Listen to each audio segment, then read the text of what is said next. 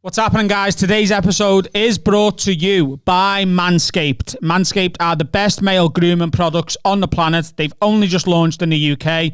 They've sent me and Dan a razor each, and I've got to say, proper top tier stuff. This is the best razor I've ever used. It's the first time I've ever shaved me balls and not snagged the bag. They're good, aren't they? I get the little, I get a little bit of like over the pubes tub, and I nick that. I've just been using an old head trimmer. I've used this and you're like, oh, that's a slide, that's a glide, so you don't get that sting in the shower. Yeah, it's horrible, that. When you get like a little cut on your bag and then you get a bit of ball sweat seeping into the cut and you get sweaty sting. Keep talking sexy, Adam. That's why Manscaped has redesigned the electric trimmer. This is it. They've engineered the greatest ball hair trimmer ever created. It's the new and improved Lawnmower 3.0, and it's just been released in the UK. It's smart as fuck. This is their third generation trimmer. It features a cutting edge ceramic blade to reduce manscaping accidents. And when I'm saying this is the best razor I've ever used, I'm not messing, I know it's easy to say that when you're getting sponsored by a company, but it's really, really, really good. The battery's amazing. It lasts for an hour and a half, so you can shave for longer. It's water resistant. You can use it in the shower. You don't have to be shaving, stood over the toilet anymore. It's sick. One of the coolest features is the LED light. It illuminates the way as you shave along so you don't get any nasty nicks. And they've just got an upgraded 7,000 RPM quiet stroke motor. The nicest bit, you get a load of kit when you get this sent to you, but the charging stand is charged by USB and it looks sleek as fuck. So you're not getting any whinging from your partner, your missus. It's going to sit in the bathroom. You're going to be proud of it. Look, don't take our word for it. If you're listening to this, watching it, pause the podcast here. Go and order one for us. And they don't just sell razors. You can get all sorts of male grooming products from manscaped.com and experience it for yourself. It's really, really good. Your balls will thank you. This is the important bit. Every listener of Have a Word gets 20% off. Get 20% off and free shipping with the code WORD. That's WORD, W-O-R-D, at manscaped.com. And make sure you use that code, otherwise they won't know that we sent you. That's right, 20% off, free shipping all over the UK and in America, actually. But you can use the code WORD, that's W-O-R-D. We should have picked a different word, because code word just sounds clunky, doesn't it? You're not thick. You get it. Word. It's word. Time to shave those balls. Should I shave yours now? Adam, should I shave yours? We'll just do that now. We'll show you. Oh, don't. You're meant to flinch. Perv.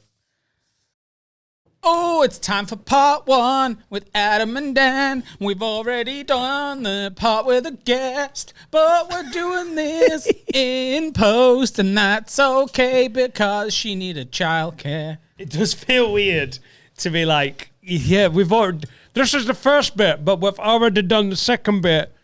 It's great, wasn't it? So we know what's coming up for everyone, and it's going to be dead good. Yeah, second half of the episode's going to be great. Let's just try and make this bit acceptable. Okay. I just want to be solid. Steph Johnson did a lot of the work. Now let's just put in a steady show. Our guest today is Steph Johnson, a.k.a. SCOUSE BIRD PROBS, a.k.a. SCOUSE BIRD BLOGS. If you don't know who she is a Liverpool blogger, influencer, a good mate of mine, and she was very excited to come in and do an episode with us, so we got along, and it was dead good fun. She's great. She's absolutely brilliant. Are you not hot? I'm worried about your general heat. I am very hot, but you can... The gym shirt I've got on underneath this. Not right. It just, me tits are peruding. Peruding? Peruding, like they're... Wow. My ample bosom. Is less ample these days since you've lost that weight. It is, but in this shirt, I'll show you. Are you going to get your tits out? Oh, hang on. Oh, hello. Ooh, it's a nice design. Nike, chip. See what I mean? It's a little bit too titty. Yeah. I've done it now, so... You feel better for it? Does that feel better? Yeah. Oh, do you know, this is how... Oh, my God. Are we going to bang? Oh, okay. I am that mental that seeing someone and I think they look hot makes me feel hot. That's what was, not sexy hot. Why? Temperature hot. Because I'm warm. It's a warm day today. Warm day. It's a warm day. I've lost 2.5 stone and I'm feeling sexy. Do you know what's really annoying?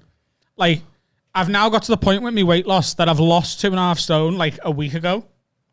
And I haven't weighed myself for a week. And I sort of forget that I've been dieting, even though I'm still sort of dieting. Yeah. So I'm not like, oh my God, I'm not comparing myself to when I was 2.5 stone heavier anymore. Yeah. So I'm now looking in the mirror again and just seeing a big fat twat. Do you know what I mean? I'm looking again now and I'm like, no, do you know what? You have lost 2.5 stone, but there is still work to be done. Well, that's, that's the start of bulimia, isn't it? That could be. I'm never throwing up my dinner. No, but when do you want us to do a little warning? Just tell me at what weight, at what level of gaunt you want me and producer Sensei Carl to step in and be like, Adam, Twiggy, that's enough. Have a fucking bag of chips. What are you clocking in at now? What you're fighting at now? If I look like... If I look like my teeth are in danger. Oh, yeah. You know when someone gets like so thin it looks like the teeth can't fit in the fucking head? Yeah, when the teeth are the fattest thing about them. Then yeah, that's probably before that though, innit? You never want to get to that stage. No. That's heroin, innit? Is that heroin? Oh no, heroin. Your teeth if you ever go on these days where we do the long day, if you ever order a KFC and I whip a salad out. That's it. Yeah, that's going too far. And like I brought a sandwich today. That's okay. Bring in a bit of pasta, maybe a curry I've made at home so I know the exact calories in. I can do that and go, I'm not having a KFC. It's bad for you. But if I ever whip out, a bag of fucking baby leaf with a fucking chicken. Something's gone wrong. Yeah, that's not me. That's like a skinny cry for help. Yeah. I might start spiking that salad with like, I don't know what happened to my face then. Did you see? I got a twitch. I think it was because I was about to talk about crisps. I might like ready salted squares. I love squares. It's my favourite crisp. And you'd be like, oh God, that was a crunchy bit of salad. I'm not fucking stupid. Oh yeah, sauce. I think I'm going to have a fucking bag of crisps and be like, oh, this lettuce is lovely. I lost weight when I was clubbing back in the day and I went back for Christmas. I hadn't been back. Seals! One of the leading comedians in the UK, Adam Rowe. And my sister, your family just don't filter it. She went, your head looks too big for your body. And I think that was the bit I started eating a bit more. And I do have that problem. If I ever got really thin, I would look like a Bratz doll. Like, I would, wouldn't I? Because this is all bone. Do you know what I mean? This is all structure. Like a fucking staffy. Yeah. Like a staff pup. Before it's filled out. In Harry Potter when there's that three-headed one. Fluffy. I don't think that was a staff. That was a staff, wasn't it? Was it? Fluffy. Staff-esque. Fluffy? Yeah, it's fluffy, yeah. Fluffy was a three-headed staff. Google what breed was Fluffy. It's definite that though, isn't it? Yeah, it was definitely. That's what your head would look like. Too much head for your body. Wouldn't it have been scarier though in Harry Potter? Like better, more intimidating if that was just 3 massive chihuahua heads. Like the little bitey one. Those ones. Staffs are quite gentle. Like they're seen as like this bullish dog. Staffordshire Bull Terrier. Really? Wouldn't it be scarier though if it was a chihuahua? I accept your apology. No, I don't think so. Would you rather fight a giant staff or a giant chihuahua? A giant chihuahua. No. Chihuahuas are fucking bitey cunts, mate. Yeah, to be fair, if they're massive. Like my dog hates him at the minute. Jack Russell's a nippy, but if they're fucking 16 foot, it's going to be a big nip, innit? My dog's really weird with him. Because he's just moved home. He's never met my dog until like this last week. We've only had Minnie for like a year. We got it about a week or two before you went away. Did you get your dog to deal with the grief of losing your best mate to Japan? Oh, by the way, if you've not listened before, our producer Sensei Carl, is just back from Japan. It's Adam's Bezo. Is this? Lived on a mountain. The mic's too close to me, so I couldn't do it. So I basically did Pizza Hut, Pizza Hut, can you cook a fried chicken? Pizza Hut, yo sushi, and a Pizza Hut. A salad, 4 KFCs and a salad. Right. What did you get a dog because you missed your Bezo? I refused to answer on the grounds I may incriminate myself. You little sweetie. And now you're picking up his poo now. Oh.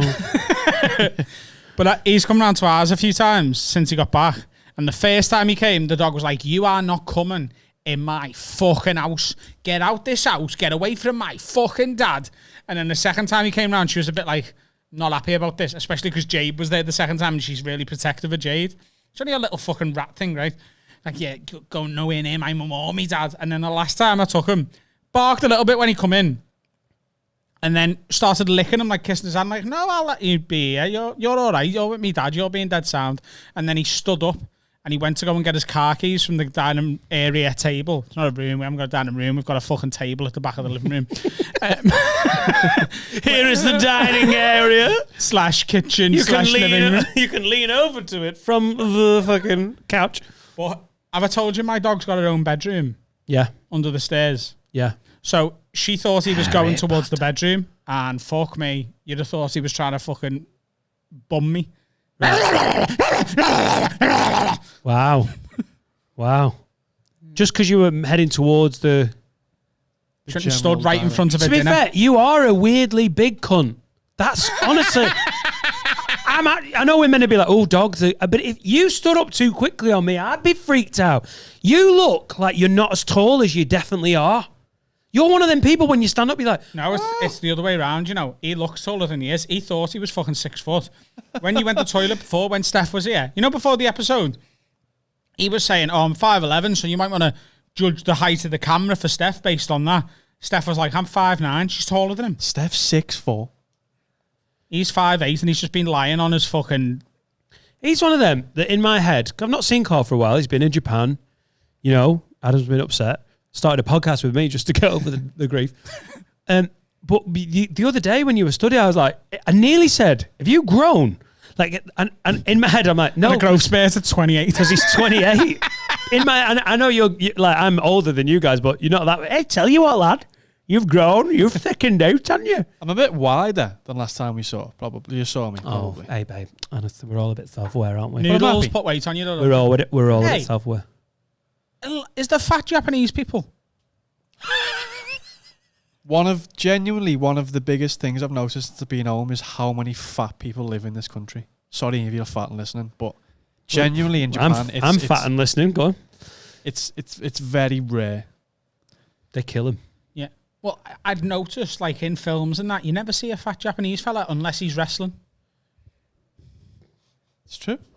Yeah, there is one exception in there. You know Sumo? those. You know that national sport that they're quite big on. But did they put that weight on for the Olympics?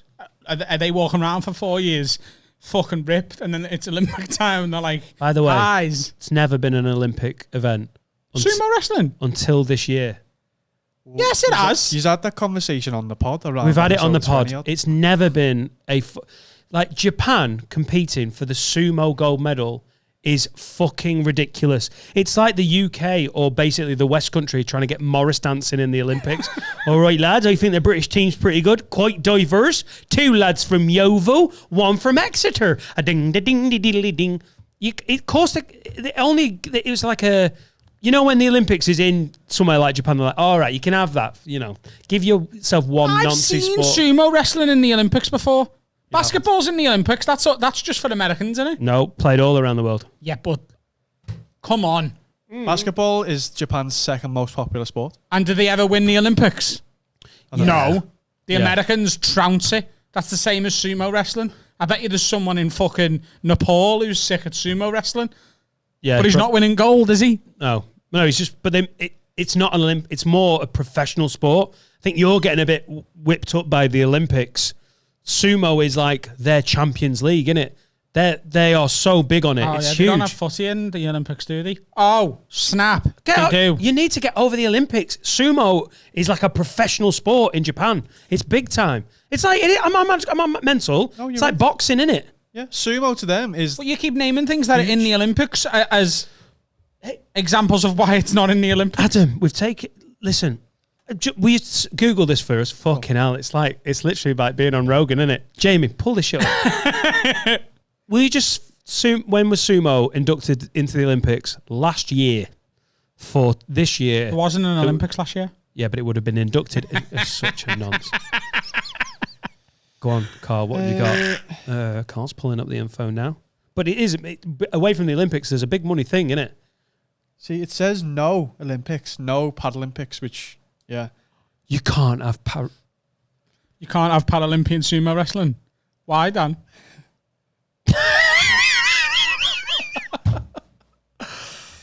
Wow. Wow. What? That'd be a lot. Wouldn't it? Be like a Robot Wars.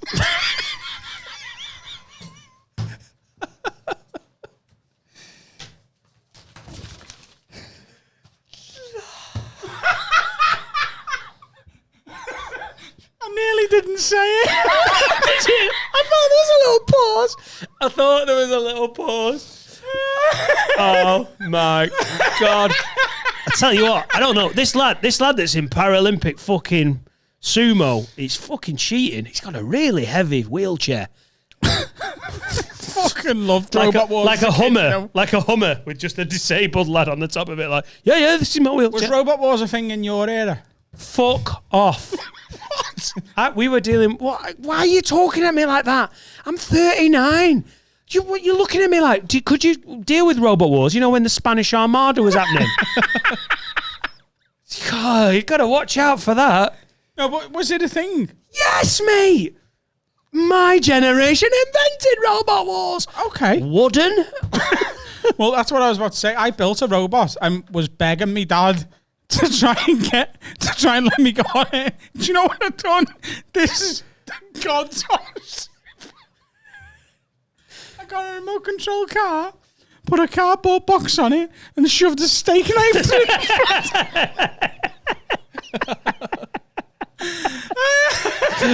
Oh my God. Robot Wars Liverpool. Just driving it around the living room, like, fucking pack that in. You're going to cut someone's ankle open. Yeah. Good at what was your name? Nighthawk.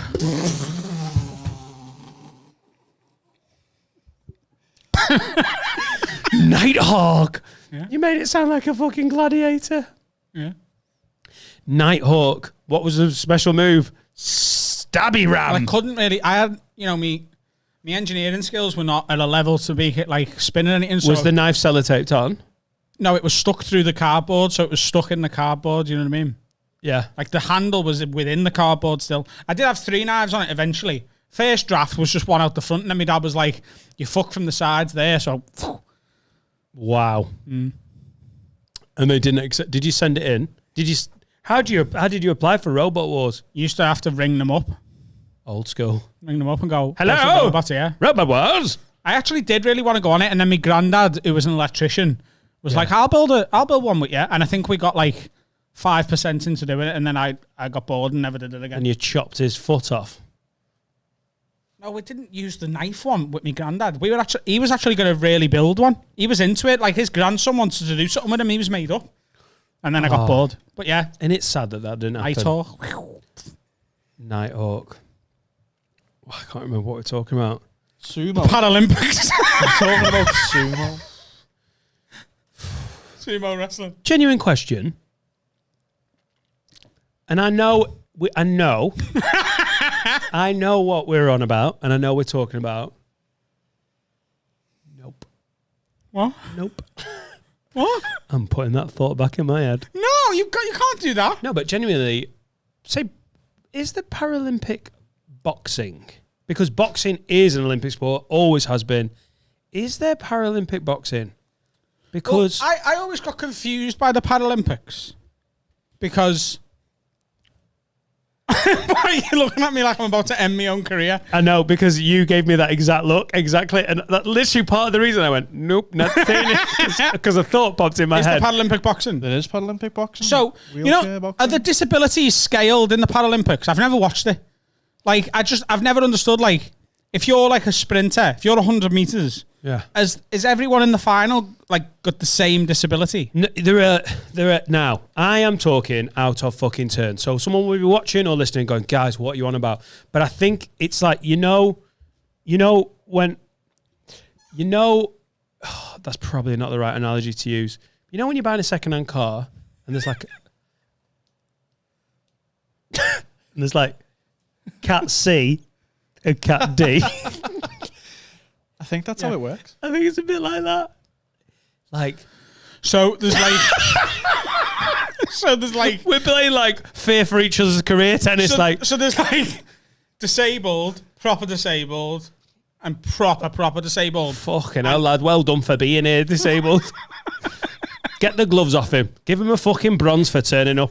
But like, so like they have like boxing for the disabled, boxing for the proper disabled, boxing for the shit. Listen, a cat B can't fight a cat D. That is not even. I don't know boxing, but I know that you can't be like, yeah, I was born with two toes missing, and then someone's rolling in like, I am looking forward to this boxing match. And this guy's there, and he's a 6'4" heavyweight. He's like, I don't bounce so good on my right foot, because the toe's missing. I'm just a cat A, and he's like, I'm a cat. Thing is, though, I'm a cat. Like the G. cat. The cat A. Yeah. Like, what's like the what's the lowest rank of impairment that means you can go in the Paralympics? Because like, if you've got a little finger missing, do you go in the Paralympics, or does it just fucking tough luck, lad? You're a boxer. You go in the proper one. No, you're just a stupid kid that stuck your finger somewhere, innit? Exactly. But I'm wondering where he would go. Where? Him? Yeah, so if he's just got a minor thing, if someone's like... No, there isn't an like, Olympics. There isn't an Olympics for kids who are dickheads. No, what I'm saying is, like, who's here did Mike Tyson bite? Evander Holyfield. Right, did he go in the Paralympics next time? Or was he still... could you imagine if... Because your ears are for balancing, and I imagine that's important. Not the outer bit. It says here there's 10 eligible impairments. Yeah, but having a bit of your ear missing isn't one, is it? Missing ears, not one of them. Because you don't get a blue disabled badge for having a bit of your ear missing. I had a piercing go wrong. Can I have a blue badge? I need to park right next to Tesco's. Do you have to have a blue badge? Is that is it the same sort of... Do you have to be disabled? Do you have to be blue badge? Go on, tell us what they are. Well, there's physical, vision, or intellectual impairments. So there's limb deficiency. I'm a Paralympian! I made it, Granddad! I can't see properly, and I'm a fucking dickhead! Yeah, you can't, like, if you're colourblind, you're not fine. Colourblind? Oh, right, we'll get you in the Olympics and you can fight a paraplegic. Hero. God, let's paint you a fucking post box. What? What? Go on, what's the categories? Leg length difference. Short stature. Are you reading his CV? He's my height. He just looks like he should be smaller. Go on. Muscle tension problems. Doesn't say the word. Do you know when you read it all out, it's just a list of really sad things, isn't it? Yeah. Do you know, I was having such a good time. And then as Carl read out a list of all the struggles loads of people have around the world, I was like, oh, bless him. Well, you're right, there is classifications, though. Yeah. Yeah. It's not Cat C and Cat D, is it? It's not like prisons, no. Because every time I say Cat D, do you think of Cat Dealey? It is the same thing as prisons, though, isn't it? Like, you're not going to put a murderer in with someone who fucking... He's fucking right. Who like, used your contactless when you weren't looking. Yeah, but you're comparing disabled people to murderers there, aren't you? So... Yeah. No. But like a... Comparing them to criminals of all kinds. But like... Yeah. A guy who kills and bums 10 people, I mean, that's not a crime. In my head, I was like thinking of like a really bad criminal. On the charge of killing and bumming one person, two separate counts. Hey, killing's one thing, lad. Don't fucking bum him afterwards. Give him some dignity. It depends whether they've done it to the same person, though, doesn't it? Oh, yeah. It'd be a fucking massive coincidence if you got bummed and killed in the same day by two different people. Yeah. That's a shit Tuesday, isn't it? No, you're Saturday. Never mind Tuesday. But yeah, okay, good. But yeah, he's not in with someone who's done like mail fraud or something. Yeah. Yeah. Each sport's got its own classification. There's hundreds. Like there's... Yeah, of course. It's not one broad stroke of like, well, you're Cat A, because like, like if you can't use your legs, but you're shit hot at canoeing, are you even a Paralympian? You'd be boss at darts. Do you know what I mean? Because canoeing, you sat down. Does that made sense in my head? Does it not make sense? So, because you sat down and your legs aren't really part of it, you're saying you should be canoeing, you're just literally like, you're not even allowed to use your legs. That's what the teacher said. That's lesson one. Do you remember we used to go kayaking every like Thursday. Have I told you about this? The McDonald's thing? Go on. Every Thursday. You've told me so many things in 7 months. So you've heard this before, Soz, but we used to go as part of our Duke of Edinburgh. Every week on like a Wednesday or a Thursday, whenever it was, we'd go to the Albert Dock and they have like a kayaking centre and we'd go kayaking and whatever. And at the time I worked... In the Mersey? In the docks, yeah. Not in the actual river, just in like the dock. Like Yeah. you're going past Revolution and Baby Blue, just having a little Fucking Hindu falling in. Don't worry, I'll canoe over to you. And I worked in the McDonald's on the Dock Road at the time. Yeah. And it was like the period where the Monopoly was on. So what would happen is on a Saturday, right, I'd be in work and people would come in and be like, I've won a free double cheeseburger, I've won a Big Mac, I've won a Coke, I've won a fries. And when you worked there, you were meant to put them in the bin, little winning tickets. I just fucking stashed them all. I'd wear pants that had pockets in. Mackey's uniform, they purposely don't let you have pockets so you can't be robbing chicken nuggets and that for your break, right? So Are they worried about the actual nuggets or about the Monopoly? they're worried about everything. They don't want you to be able to put money. So it's a completely pocketless uniform, but they are just black pants. So I'd just wear black pants that had a little sneaky pocket in when Monopoly was on. And I would take about fucking 100 things kayaking on the Wednesday. And then we'd leave and we'd be in the school bus. And the teacher knew what we were doing. He'd pull up in the Mackey's car park. I'd stay in the van and just send all of these in. And he'd go in every week and be like, can I have 7 Big Macs, 4 fries and 2 Cokes? And then me mate Reese would be behind him and he'd have more and Josh would have more. And then we'd send one person and he'd get all the McFlurries, like 18 McFlurries for all the kids. And we'd just get a fucking massive big scran from Mackey's for fuck all every week. Fucking amazing. Proper criminal conspiracy. Duke of Edinburgh, wasn't it? Yeah, Duke of Edinburgh. Do you get any sort of special commendation on Duke of Edinburgh for being a fucking conniving little bastard? He's special. Did we get our award? We didn't. We literally went to Freshies Beach. Yeah. And went kayaking and then fucked it off. If you're not from the UK, when people go, I was doing the Duke of Edinburgh, we're not talking about Prince Philip. There's a weird outdoor Nancy qualification badge that people got. It's sort of like outdoor activity, extracurricular activity, isn't it? It's for all the cool kids. They really love it. The cool kids love D.A.V. It's basically when you go to sixth form, or if you're in America, like, is that college? Yeah. Sixth form? It's like, no, it's non-academic stuff that you can get an extra thing, but you don't have to do it. But you get to go on expenses paid trips to, climbing up mountains, climbing up hills, whatever. And one of the things we used to do was go kayaking. But we never actually finished the course. We just went kayaking every week for like 6 months. We were only meant to do that for like 2 weeks, weren't we? Was it good? Boss. So every time we see those lads since, we go, we should go kayaking again, all of us just once. And it's one of the things you talk about, but you never do. I went to a wedding in the Lake District once, and I was really hungover the next day, and everyone went out and did some kayaking on a hangover. And I watched them. And I'd watched them for ages and they were like frolicking and I just felt ill. And they were like, one of them came up and was like, oh, the water's so refreshing. And I was like, oh shit, I should do it. I was like arguing myself. And then I just thought, I want to do it. And then they all got out and stopped. And it's one of my big regrets that I should have done that. Should have got in the... Have you never been kayaking? Should have been in Lake Coniston, hungover, the water hitting you. I would not want to get in the Albert Dock in Liverpool and do it. Next to the fucking yellow submarine and like... You can get stuck upside down for a sec as well. In fact, one of the lessons was purposefully doing it. So you had to barrel roll, your head's under the water, and you had to tap 3 times on the bottom of your boat. Oh, and then swing yourself and get back up. It's one of my fears. Did you just say, what about sharks? Well, what about... You don't know that there can't be sharks there. There's not sharks in the Albert Dock. There are tuna fish. Big fucking Charlie tuna? There's massive tuna in the River Mersey. Can I just say... When people say, there are no sharks here, there are no sharks there, you don't know. No, we don't know, but do you know what? They can get there. All the roads are open. What are the roads? Rivers, seas. There's no fucking border patrol. Is there? I'm not being a dick. One shark could get lost and be like, fucking hell, it's a bit chilly up here. Yeah. Well, there was a couple of weeks ago, like when lockdown happened and all like the emissions and everything, and it was changing. There was dolphins in the Mersey a couple of months ago. I don't know if you're being serious. I am 100%. Are you definitely being serious? There was dolphins in the River Mersey. So at the start of lockdown, when nature was healing and there was like fucking sheep walking through Wales and all that. Yeah. There was dolphins in the Mersey. Like sheep walking. Sheep haven't been seen in Wales for tens of thousands of years.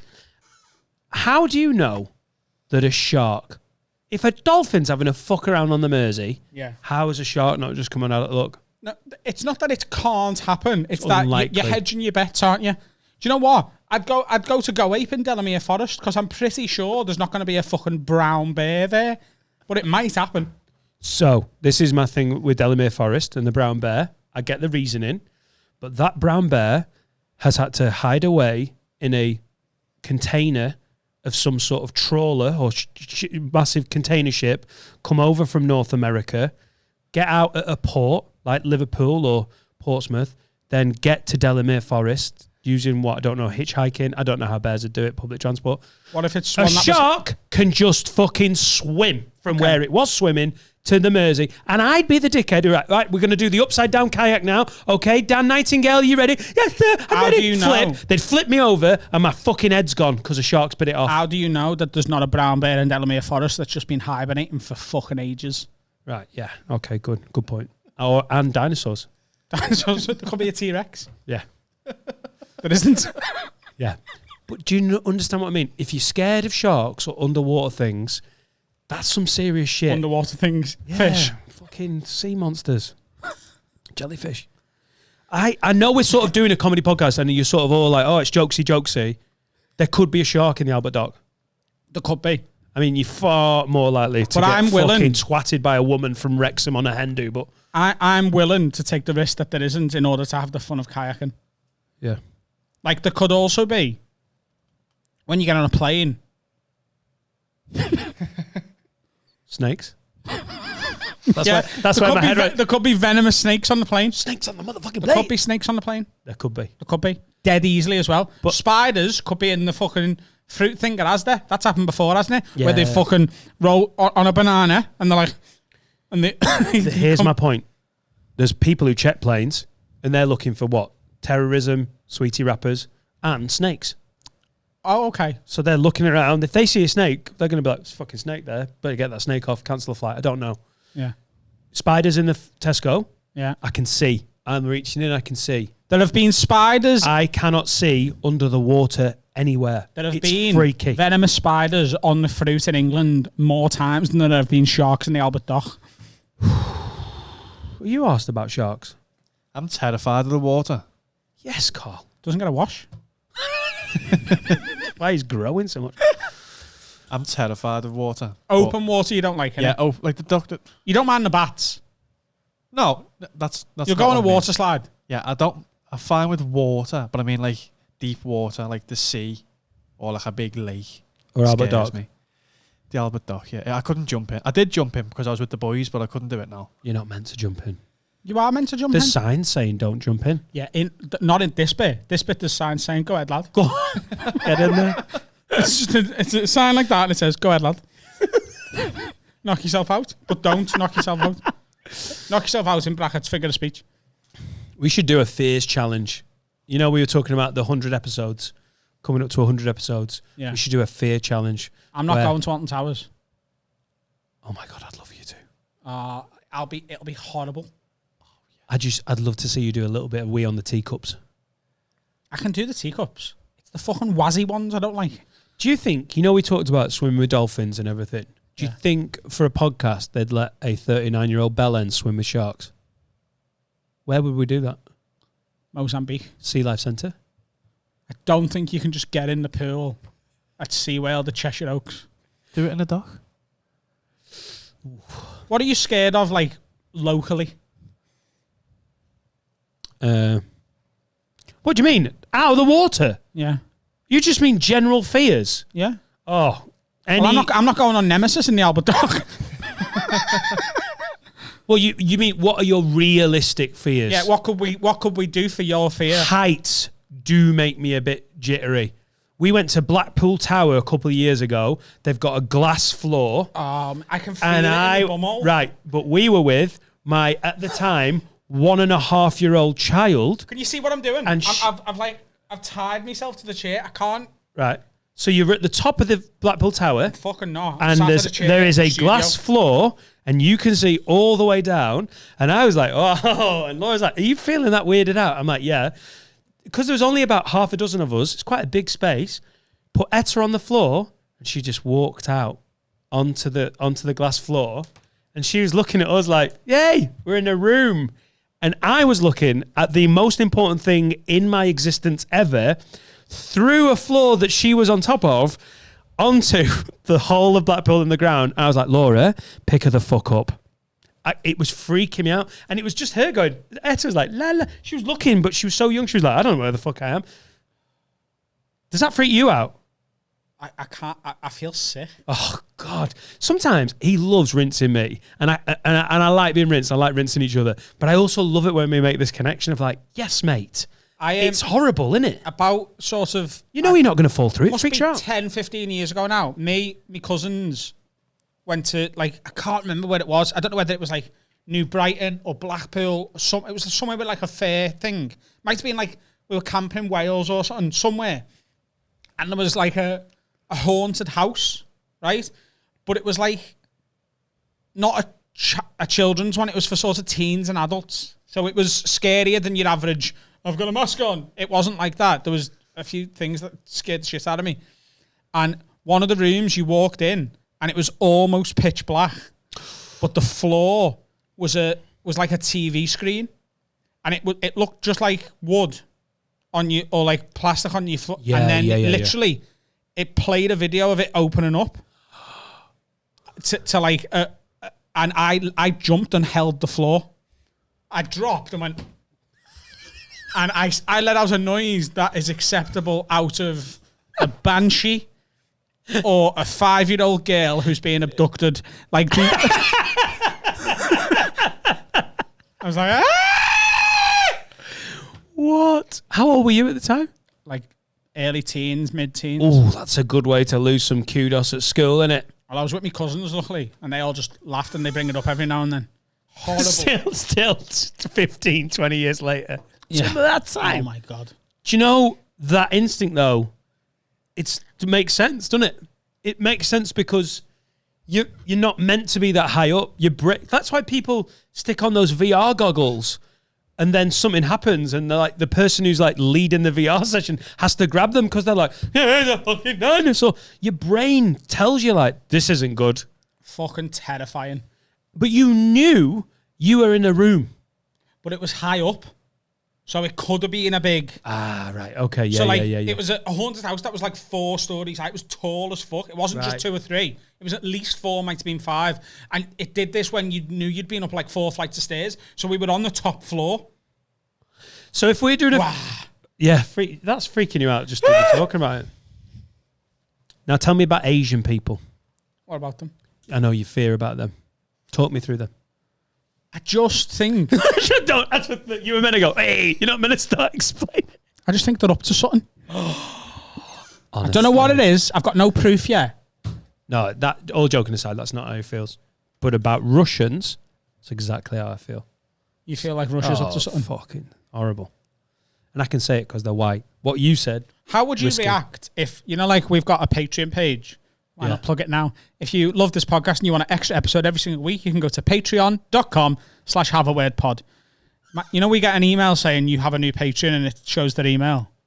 What would you do if it come up? You have a new £5 Patreon, v.putin@gmail.com.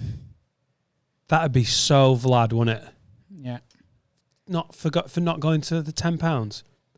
Yeah, but he's got a bit of money. He's a de facto fucking... He's probably lost more money from the coronavirus than me and you, so fair enough. He's tightening his belt. Well, he's tightening his belt. Yeah. Over the whole of the fucking Crimea. Not good. Not good. It'd be weird, wouldn't it? Yeah. Trump. You're right. Although he's weird. a knobhead, I'm fucking up for that. I'd love him to be a patron. He better be a tenner though. He's a billionaire, isn't he? No, I'd rather Putin was a patron. Would you? Yeah, Trump's just going to be a daft old cunt doing nothing in November. But he can't do anything. He can barely speak. Vladimir Putin could be gathering information for war. Mate, who do we want on side long term?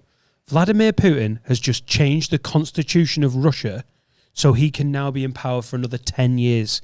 He's so in power. This is a democracy. You've got to elect a president and a prime minister, and there was a rule within the constitution that said you can only do it for 2 terms. So he fake stepped down, put Medvedev as the president, and went, mate, you're the president. Oh, you fuck, you do what I'm told. Became the prime minister for 4 years and now got re-elected as the president. And now he's changed the rule. He's going to be the president of Russia forever. They're fucking drugs cheats, soap cheat. They are spies. They're poisoning people. They're scary as fuck. I want him as a patron. I want him on side. I don't Trump's think any just of that's true. And I really like Putin. I like Russia. And, you know, if you message me, I'll give you Dan's address. So He knows my address. Vladimir Putin is 100 times wealthier than Donald Trump. Is he really? Yeah. 200 billion Putin's got. Yeah, but What? Russia always 200 act like they've got more than they have. Oh no, am I reading that wrong? Yeah. 20 billion. Sorry. Yeah, thanks. Fucking hell. I thought Jeff Bezos just took a kicking from Putin. 20, sorry. No, we don't have Amazon in Russia. We have fucking Russian shop. This is name. You buy from here or I break your hand. Don't go on internet. You don't know internet. You have Putin.com, only website you need. Chat about me, and that is all. Would you rather Porn, Putin.com, Right. me topless on horse. you've got in trouble, you've done something bad, you've hit a cyclist, Okay. Right. Yeah. but the cyclist works for MI5 or MI6, Yeah. and Do you know the difference to them? one is Homeland and one is Outward. I honestly don't know the difference, but everyone... It's the difference between the CIA and the FBI, innit? Right. FBI can only operate in America. CIA can only operate outside of America. Serious question. Is there an MI4? Yeah. Is there? Do we know But what... they're just like stationary for the government. They don't have like a... MI3? Yeah. There's MI 1, 2, 3, 4, 5, 6, 7, 8, 9. Is it? Yeah. Yes. MI1 is like Boris Johnson's AIDS. Boris Johnson's AIDS. Yeah. All right, cool. Boris Johnson's got AIDS. I don't know if we're being AIDS, silly, but AIDS, I just genuinely don't know. Go on. So you've hit a cyclist. Yeah. He's a spy. For MI4, 6, For what- for 5. one- for one one of of the them. Yeah. two of the one of the two proper ones. And you're in trouble. Yeah. And you go to a guy that I hook you up with because you come to me and you're like, I'm in trouble. I need some help. What am I going to do? The government's are after me. Pause the tape. Yeah. If I've run over a spy from 1, 2, 3, 5, or fucking 7, and I'm in legal trouble, I'm probably not coming to you, Adam.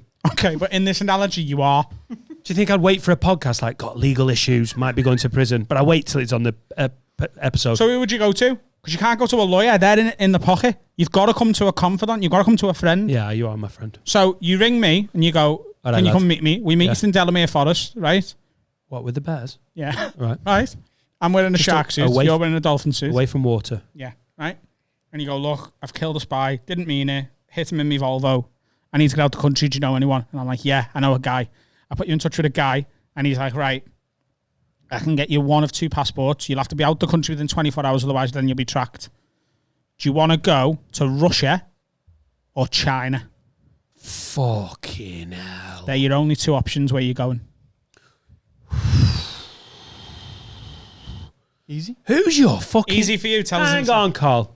This is my would you rather. He can... Who's your connection that only knows people in Russia or China? It's not that he only knows people in Russia or China. Communist Kev from round the way. What he's saying to you, Does a bit of communism work for the council. he can normally get any passport, but he's looked at your situation and gone, Russia and China, they're the only 2 places that won't extradite you. All right. So you've got to go to one of those 2 places. Go on, Carl. What do you think? Where would you go? Russia? You go Russia. Yeah. There's a reason Snowden went there.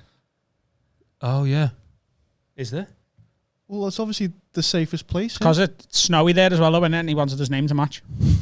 Didn't he go Where to we the... going? Snowden. Is that where your head went? We've done a lot of podcasting Well, I'm today. called Snowden, so I'm not going anywhere sunny. I'm going to the Arctic. I mean, I'll say this. They're both dodgy as fuck. There's civil rights are through the floor. To be gay, to be trans, horrific. Yeah, but none of that affects you, does it? What if I decide to be gay? You don't know. I don't know. Looking at you with that top off, I'm curious. It's basically cold in China, cold in Russia, but I think I'd go. The food's probably better in China, isn't it? You know, Yeah, 'cause no one's going out for Russian scram. that's my thinking. Is that if I got back tonight and went, You're Laura, shaking your head. Laura, can we You get? defo prefer Chinese food to Russian. You don't know what Chinese food is? You don't know what Russian food is? What did you just say? Chinese food, what you have down the road, is not what they eat in China. Of course I'm it sorry, is. what's it It's called? not. Chinese. You walk through Beijing, you can get salt and pepper chicken on every corner. Yeah, and you can get chips with curry sauce, just like he likes it at the Chinese chippy. Name one Russian food. Falafel. Falafel. Falafel's not Sounds Russian. No, it Oh. isn't. What he did was he couldn't think of anything and said the first word that his brain thought of that definitely wasn't Chinese. What is Russian food? Carl, sensei. Vodka. Not food. That is water. This is what we drink. It is your birthday. I'm going China, me. Yeah. Because I can cook Chinese food as well, so there's a job. What? There's a job source, there. I can do noodles, I can do rice. Also, they've collected all your data already. They'd be like, Adam, hello. It was a bit far with the R there, wasn't it? Like, it's okay, but you hit the R in Harrow. Try again, but say, Adam, hello. All right, lad. No, come on, you can do it. He's a big Adam, Liverpool- hello. Adam, That's hello. acceptable. Welcome What you to- did was said Chinese I people can't say their L's. I know. Adam, hello. Welcome to China. I have all your data. It's all stored on this machine. It's great. This is why I've been collecting your data for you. We've already been doing This it. is fine. We've been doing it. This is good. You're here now with all your Google preferences, all your weird porn you're into. Have some chips and curry sauce. I imagine how it goes. Everyone's down on China. I'd go China. You know why? Because I fucking hate Russians. Sneaky cunts. Don't trust. I'm not like, although the women are quite fit. I probably need to internalize a lot of these thoughts. Yeah. Yeah. That was a good would you rather. I don't think there's ever been quite as much preamble on a would you rather. Because that went round the houses, set the scene. I even started asking questions while you were setting up a would you rather. And it was basically, would you rather live in China or Russia? But it was good. Yeah. Really good. China. You've just come back from Japan, Carl. Why are you shaking your head at me like Because that? they're Can't different even countries. explain how different China and Japan are. They both do soups. They both do noodles. Yeah, but they're kind of the same, you know? They're kind of like Chinese, Japanese, By the way, do you know Malaysia. Chinesey, Japanesey, Malaysia, Philippines. China and Japan must be more similar than England and Japan. Obviously. Well, then that's what Wow, he means. that's So stop what I being a mean. fucking I'm trying to specific nonce. stop being an actual truth nonce. Go on, Carl. What are you saying? When you say the pronunciation, Japanese people can't say R, and Korean people can't say L. So they'd say Harry Potter in Japan. I found that There's offensive. an R at the end of Potter, so isn't it Harry Potter? No, because it's not. It's.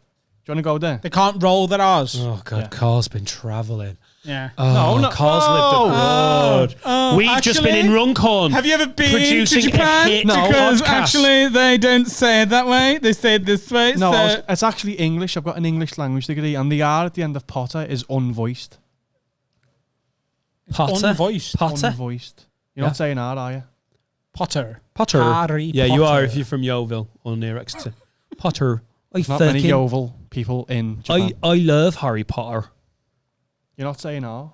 Potter. Are you right? I know you. Saying it A, and they can do that. Oh, mate, he's got a bit truth nonce, hasn't he? Yeah, it's dead annoying, isn't it? He's right, though. He's clever. like this, oh, though. have you? It's in as well? Such a grammar prick. You know, if you put it the wrong "your" on a Facebook status, oh, I'm yeah. a linguist. you're a Nazi. I'm a linguist. Carl, can I just say, I don't enjoy hanging out with intelligent people. It's annoying. Anyway, Adam, the podcast. Shall we have a quick break before we do a question? What's happening, guys? If you love this podcast and you really want to support us, you can go to haveawordpod.com. You can get yourself some merch, something like this hoodie, something like that t-shirt. There's plenty of stuff for you to go and have a look at there. There's also links so you can buy tickets to the Have a Word live shows and also tickets to mine and Dan's tour shows if you want to come and see us do stand-up. That's all at haveawordpod.com. We also do an extra episode of the podcast every week on patreon.com/haveawordpod. Sign up on Patreon, get the exclusive Patreon episode. There's also some discounts on merch, discount on live tickets, but the extra episode is only on Patreon. That's patreon.com/haveawordpod. Bye, Felicia. Bye.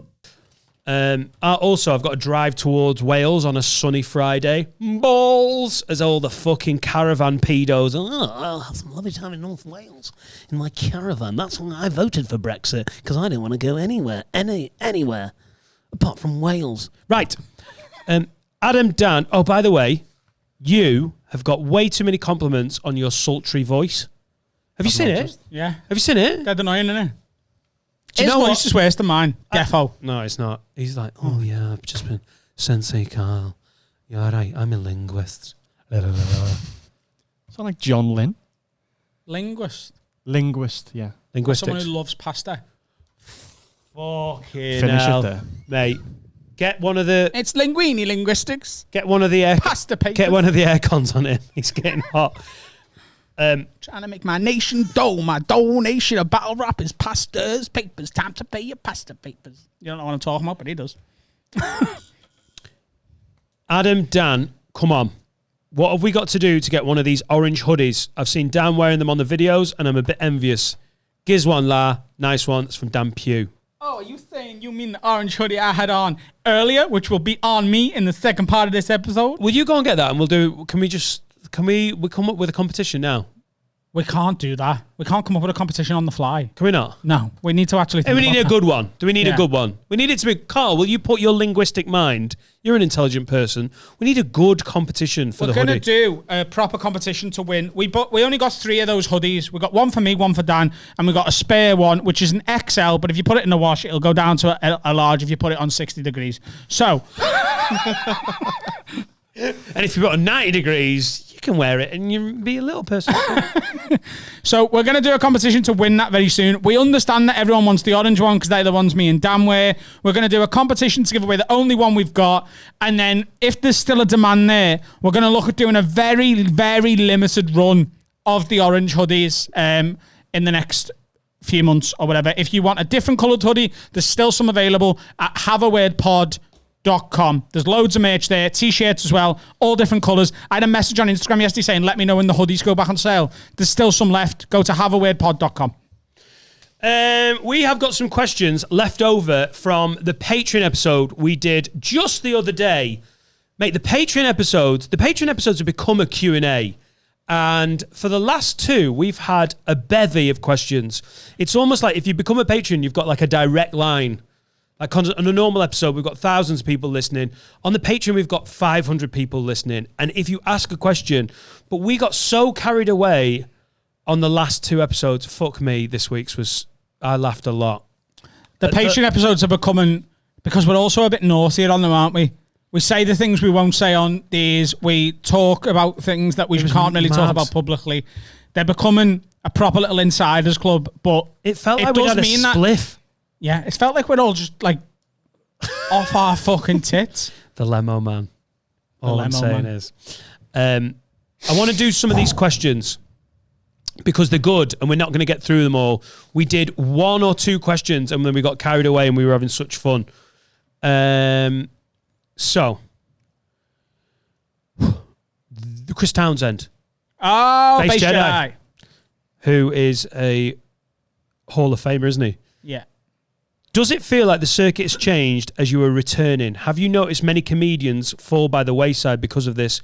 Where is the industry at the moment? This is another thing I love about the people that are on Patreon. They're really tuned into like what's going on with comedy as well. They're comedy fans. But I read that, I was like, that's a really tuned in question. I think there's some comedians who shouldn't come back.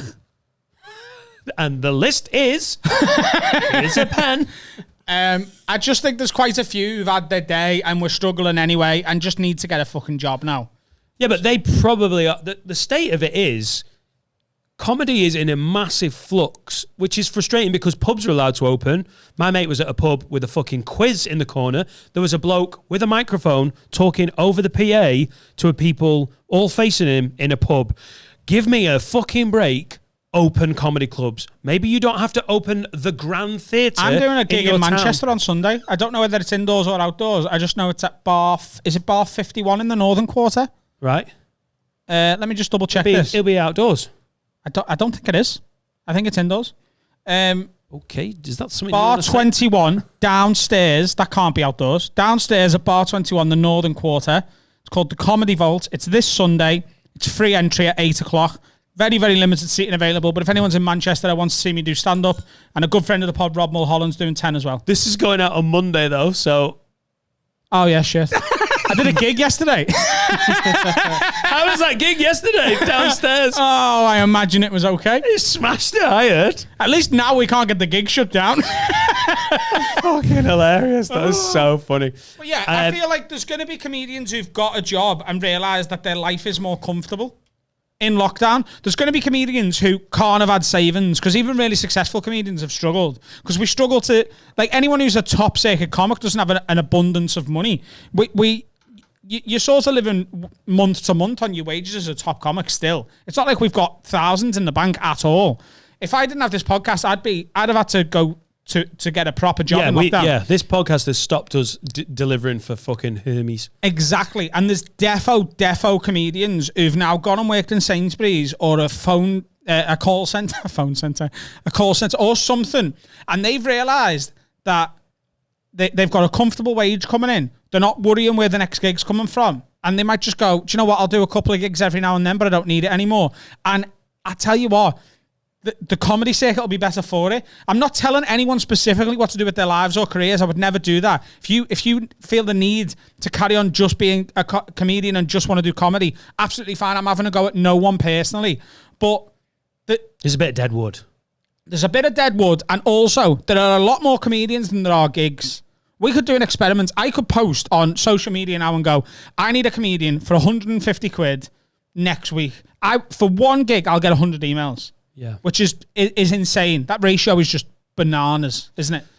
And how many of them would you want to pay £150 to do Probably comedy? none of them. I'll have to go and find that guy myself. The ones you want don't even reply to the social media posts. Do you know, one of the problems with the circuit is it's going to be fine.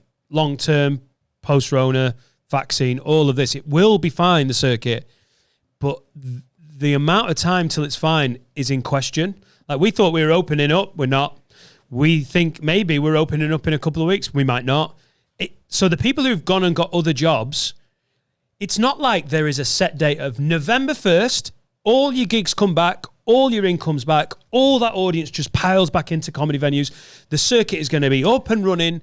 It's going to be a slow process of restrictions easing, the virus lessening, the vaccine being found, and then also customer confidence, licensed premises still having the license and still wanting to trade.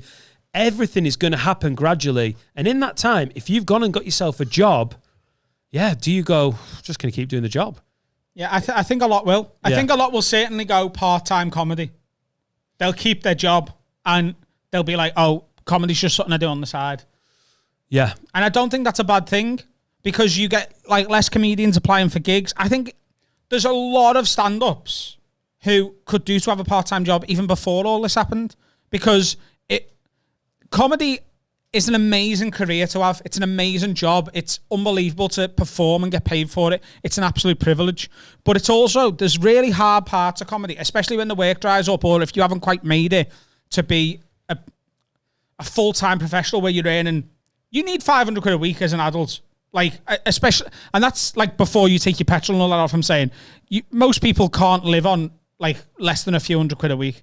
And there's got to be comedians who are really struggling to get by, who are earning below the minimum wage just to get by, because it's their dream to be a comedian. And that's got to be so hard. And I think there's quite a few who could do with just getting a part-time job and taking a bit of fucking pressure off themselves. Like, being restricted and being under pressure constantly is an enemy of creativity. You'll become a better comedian if you've got time to create and become the comic you want to be, rather than the comic you need to be to pay the wages. I see the reasoning there, but I mean, I've had a mate who started stand-up a little bit older, turned professional. One of their big things was like, even though it's going to be a huge cut in my income, because he was basically earning a full-time wage from stand-up and the job he had previously, but he was so hammered on time. And he was gigging with guys like you and me who've like been podcasting 2 or 3 times a week, tuning in, getting a following, thinking about comedy, messing around. Even though we ad-lib all of this, there's still some gems that come out where you go, that's a thought there for stand-up. We're basically training that muscle for comedy. And then we're going home and mulling a bit around, and then fuck it, I'll go out on a Tuesday and Wednesday night and try something out. And he's turning up to a gig tired. He's got a family. Yeah, Are we talking about Nottingham? Yeah. So he had a full-time, high-pressure job. I'm talking about someone taking 8 hours a week, working in a gym or a bar or a cafe, and just having enough to pay your rent coming. Yeah. Do you know, I think what might change after this, just in terms of comedians working on the circuit, there might be less of a stigma about having another job. I've always fucking hated that, comedians who sneer. I had fucking murder on social media a few years ago because there was a forum set up to advertise gigs in. And people were like, oh, you can only come in if you're a full-time comedian and this is your only source of income, because we want to make sure that the quality of the comedians available in this group is just people who are dead good. And it's like, well, just having comedy as your income is not the barometer of that. The barometer should be what clubs are you playing? Because there was a comic, a mate of ours, who at the time was still a postman. And they were like, he can't come in. I was like, he's better than half the people in the fucking group. He plays the big clubs more than half the people in the fucking group. And just because he wants to save to buy himself a fucking house, and he's happy to get up at 6 o'clock every morning and do a fucking full postie round before he then writes and then does gigs and writes more jokes than half the people in this group have written in the past 5 years, you're telling him he can't apply for gigs that you're telling yourself you can apply for. Fucking bullshit. I've always hated that sneering, oh, you've got a part-time job, so you're not a proper comedian. It's absolute nonsense. Because we don't say that once you get to the point where you've written a sitcom, are we telling everyone Lee Mackey's not a professional comedian because he's a writer as well? Yeah. John Bishop, 85 grand a year from ICI. He wasn't a full-time comedian. No. That's the thing that people hear, especially within comedy. They hear the word professional and they go, well, you're not a professional comic. Professional comic doesn't mean you earn your living from comedy. It means you get paid comedy gigs. That's a professional gig. Can you hang on a bill with other professional comics? Yeah, you can do 18 jobs. You can be a gigolo, a porn star, a DPD driver, a fucking Radio 2 DJ. If you get paid 200 quid on a Friday in Birmingham at the Glee, you're a professional comedian. People... Fucking busy week that though, innit? Yeah, bit of a nightmare. Gigolo's a real motherfucker. Replacing Ken Bruce and sucking... Never mind. But... I just think that's something comedians have always got a bit wrong. Like, they're like, oh, you're not a professional because you've got another job. That guy who had a post round went on a year later to get an Edinburgh Festival newcomer nomination. So best newcomer nomination, got his own special on the BBC, and has since done Mock the Week. Yeah, but he's a bit of a nonce, isn't he? Yes. Hi, Chris. You're all right. Chris Washington, ladies and gents. Proper prick. Owes me 80 quid. I'm a posty nonce. I'm going to start every time Why does he owe you 80 quid from Gigolo? Fucking refund, never turned up. I just headbutted the mic stand. Right, it's really what... God, we got really... angry for the last 5 minutes. I love it. So comedy's fine. Why I keep saying it? Comedy's fine, and you're all fucking wrong about it. It's fine. He's doing gigs in the future and the past. Should we tell them about the merch, and then we'll come back with Steph Johnson? Yes. Bye, Felicia. Bye, Felicia. Shout out to Trans Alloy Wheels, one of our sponsors for this week's podcast. If you need anything doing to your car, bodywork, alloy wheel refurbishment, anything like that, they're based in Leeds and they can do anything for you if you're based in the Yorkshire area. These guys are a well-trusted, family-run business. If you need anything on your car, sorting out the bodywork, the wheels, jazzing up, fixing, these are the guys to see. Trans Alloy Wheels Limited. They're dead good lads. Please go and see them. They've been a big supporter of the podcast from day one. We love them. They do amazing work. We've had so many good reviews from our listeners who've gone and seen Charlie. Go and get your car sorted out and tell them we sent you.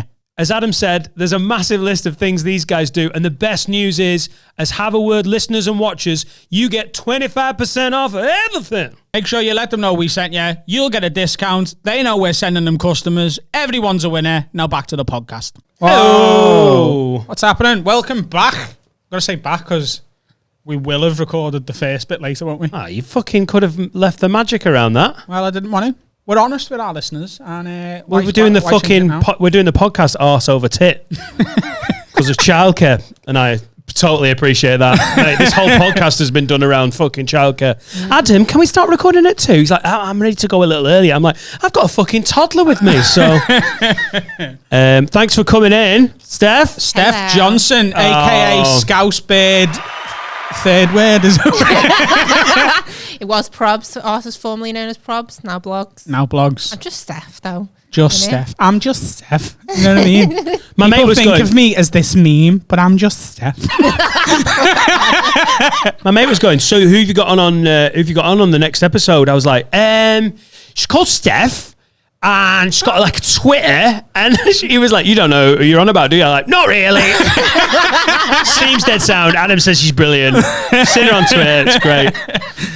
To be fair, Adam said I'm starting a podcast with Dan, and I was like, Who? Yeah. "Oh, we were going to do a podcast together, weren't we? yeah." We were going to do like a Scouse lockdown podcast. happens, and Oh Yeah. Jesus. you know, you left me for Dan. It was just Yeah. got a bit awkward. Yeah, but that'd be a great podcast. Maybe we'll do it. Maybe we'll do it when we get the second room in here. We'll have the Scouse Bird Probs Do you studios. think I'm coming to Runcorn on a regular basis? Is this too far? I mean, I had a panic attack coming over the bridge because my sat nav on my car hasn't updated, so it wanted to take me to the old bridge, and then it just has an absolute fit when you try and take it to the new bridge. But hang on, that new bridge has been open for nearly 3 years. When's your road from your, like, I've got a TomTom, but it's literally 1895 roads. I mean, I don't want to brag Take the or anything, highway. but I've got like a Lexus, and you know, clearly there's no like automatic update or anything. Oh, So so it's fun. a built-in thing. Yeah. It's not a dash. It's part of the... Oh no, I mean, I'm not a peasant. Steph, I've got a 10-year-old Volvo, and it was like one of the earliest sat navs. Yeah. And every time I turn the car on, this weird little fucking noncy sat nav comes out of the dashboard, going, and it's like, "Oh, where do you want to go, sir?" And I'm like, "I don't trust you know where you're fucking going." Like, "Put in the road, I'll find it." I'm like, "You definitely won't. I need a new one with I need Waze," who's like, "Dude, there's a person walking on the side of the road in about 12 yards." And you're like, "How can you even know?" Oh, fuck, there they are. Yeah. Like the modern, like, sat-nav stuff on your phone. Mine's having none of amazing, it. it. There's a new road by mine, and we just call it the new road, but it's been open for years, and the sat nav just doesn't acknowledge it. It thinks I'm going through fields, and then as soon as it gets to the Well, other why don't you side- just use... Like, even if I had a sat-nav in my car, which Yeah. I don't, like, I'd still just use my phone on my little RAC clip on the dash, because your phone's, like, gets up-to-date info. Like, I know when... See- on I mean, Google this is Maps, you true. know where the traffic is and shit. You know, like, to avoid that road on the way to a Steph, gig. this is a conversation he had with me just before shutdown. Yeah. I went and got a new phone with unlimited download, unlimited data, got Waze, got a new setup. Then the shutdown happened and I didn't drive the car for 2 fucking months. So if you're like, "Well, I've got a Listen, sat nav," don't let him Did you do fucking... the petrol panic buying when we thought there was rumours that the army were going to come and shut us down? Yeah. So I went to Costco and filled up because I thought if I need to get in a zombie apocalypse here, I need to have mileage on this car. Did you panic And then buy any petrol- food? No, I didn't. You did? I didn't. I swear to God. And bulk buying is one of my favourite things to do in the world. But I was like, no. I mean, I couldn't. 'cause I there bulk was no bought. food I anywhere, bulk but, you bought know. 2 weeks worth of food, like dry Yeah. food. I was like, if anything gets, if they go, we're shutting down for 2 weeks, then I've got it. And then a couple of weeks ago, we just took it and give it to a food bank. We're like, we don't need it now. You can have it. I was fuming. I couldn't find pasta anywhere. I was like, I'd live off pasta. Why are you doing this for me? I had to find it from like some like local news agents. Got a by ours, pasta but yeah. dealer. That, do you know what? That was Sly, really good techers for panic buying. Yeah. Instead of going to like colossal Costco or Morrison's where everyone was trying to panic buy, you know when it was going batshit about toilet paper? Like, there is no I was toilet like, paper. literally, I'm on my last roll, yeah. Mate, the estate round the back of ours has got one of them McCall's. Is it McCall's like Yeah, news yeah. Yeah, agents, yeah. which is like end of the line. It's for like really strong booze, sweetie. It's the weirdest combo in it. It's like pretty much Just nothing a else. convenience store. It's It's a like a convenience- convenience store chain. But It's like what- a yeah. corner shop chain. But it's like they're always small. They're always a little bit more expensive. But basically, they trade in depressing booze and fag sales and sweetie sales for children. Frey Bentos pies. Mate, and yeah, just all the stuff that you're like, I shouldn't, but I'm gonna. Dan's never ate a pie. Don't ever. take. You're God, going, what? mate. There is no more information. I just don't like pies. Where are you from? Oh, you see, you're fucking. That's off the train of thought's gone now. I I'm feel actually. like you're a bit Wiggany. I mean, Oh, that was you anti-wool. wolves sound the Oh, same. you wolves. Yeah. White on white racism. Are you like a unofficial wool? Are you Sefton? I mean, yeah, at Yeah. the moment. Are you born and raised there? I mean, Purple bin. I went to school in McGull. Yeah, so you are. Yeah. Yeah. Okay, so it should be Bird Probs. It's got an L postcode. I had an L postcode, and that's all that So is matters. Ormskirk, though. Are they Scousers? Mate, if you're not from It's a real Merseyside, grey area here. I always had the Scouse spirit. if you're not from Liverpool, now you're like, what is going on? We are really getting into some fucking like postcode 97% shit. of our listeners are from. Were you telling me before not to tell us get the sat nav on her phone? She's literally drove here and it thought she was in the Mersey. Where's his head now? Where's his Well, you head? see, I can't get the sat nav on my phone because I have like a wireless charging pad next to like me gear stick, so the phone has to sit there, so I can't have it up there, otherwise it won't be on charge. But why, Don't talk to Adam you about just this. charge He your phone gets before dead you leave the angry. house? Oh no, that's not Listen, because have you you need a seen charge on your car. Have you seen how fast the iPhones lose battery and how much I'm on my phone? Do you have no idea? While you're driving, no. No. How much? That's illegal. If your thing is like social media, because he's always on it, and I'm now, because this podcast is like the Twitter's kicking off, I'm really finding it's addictive. How much are you on your phone a day?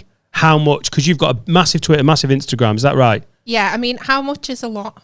Have you got like screen time reports? Yeah, and it gives me anxiety because it's always bang out of order. Like it's less now because I'm doing better with it. Yeah. But like What's sometimes your it's like average screen report? sometimes it's like 6 hours.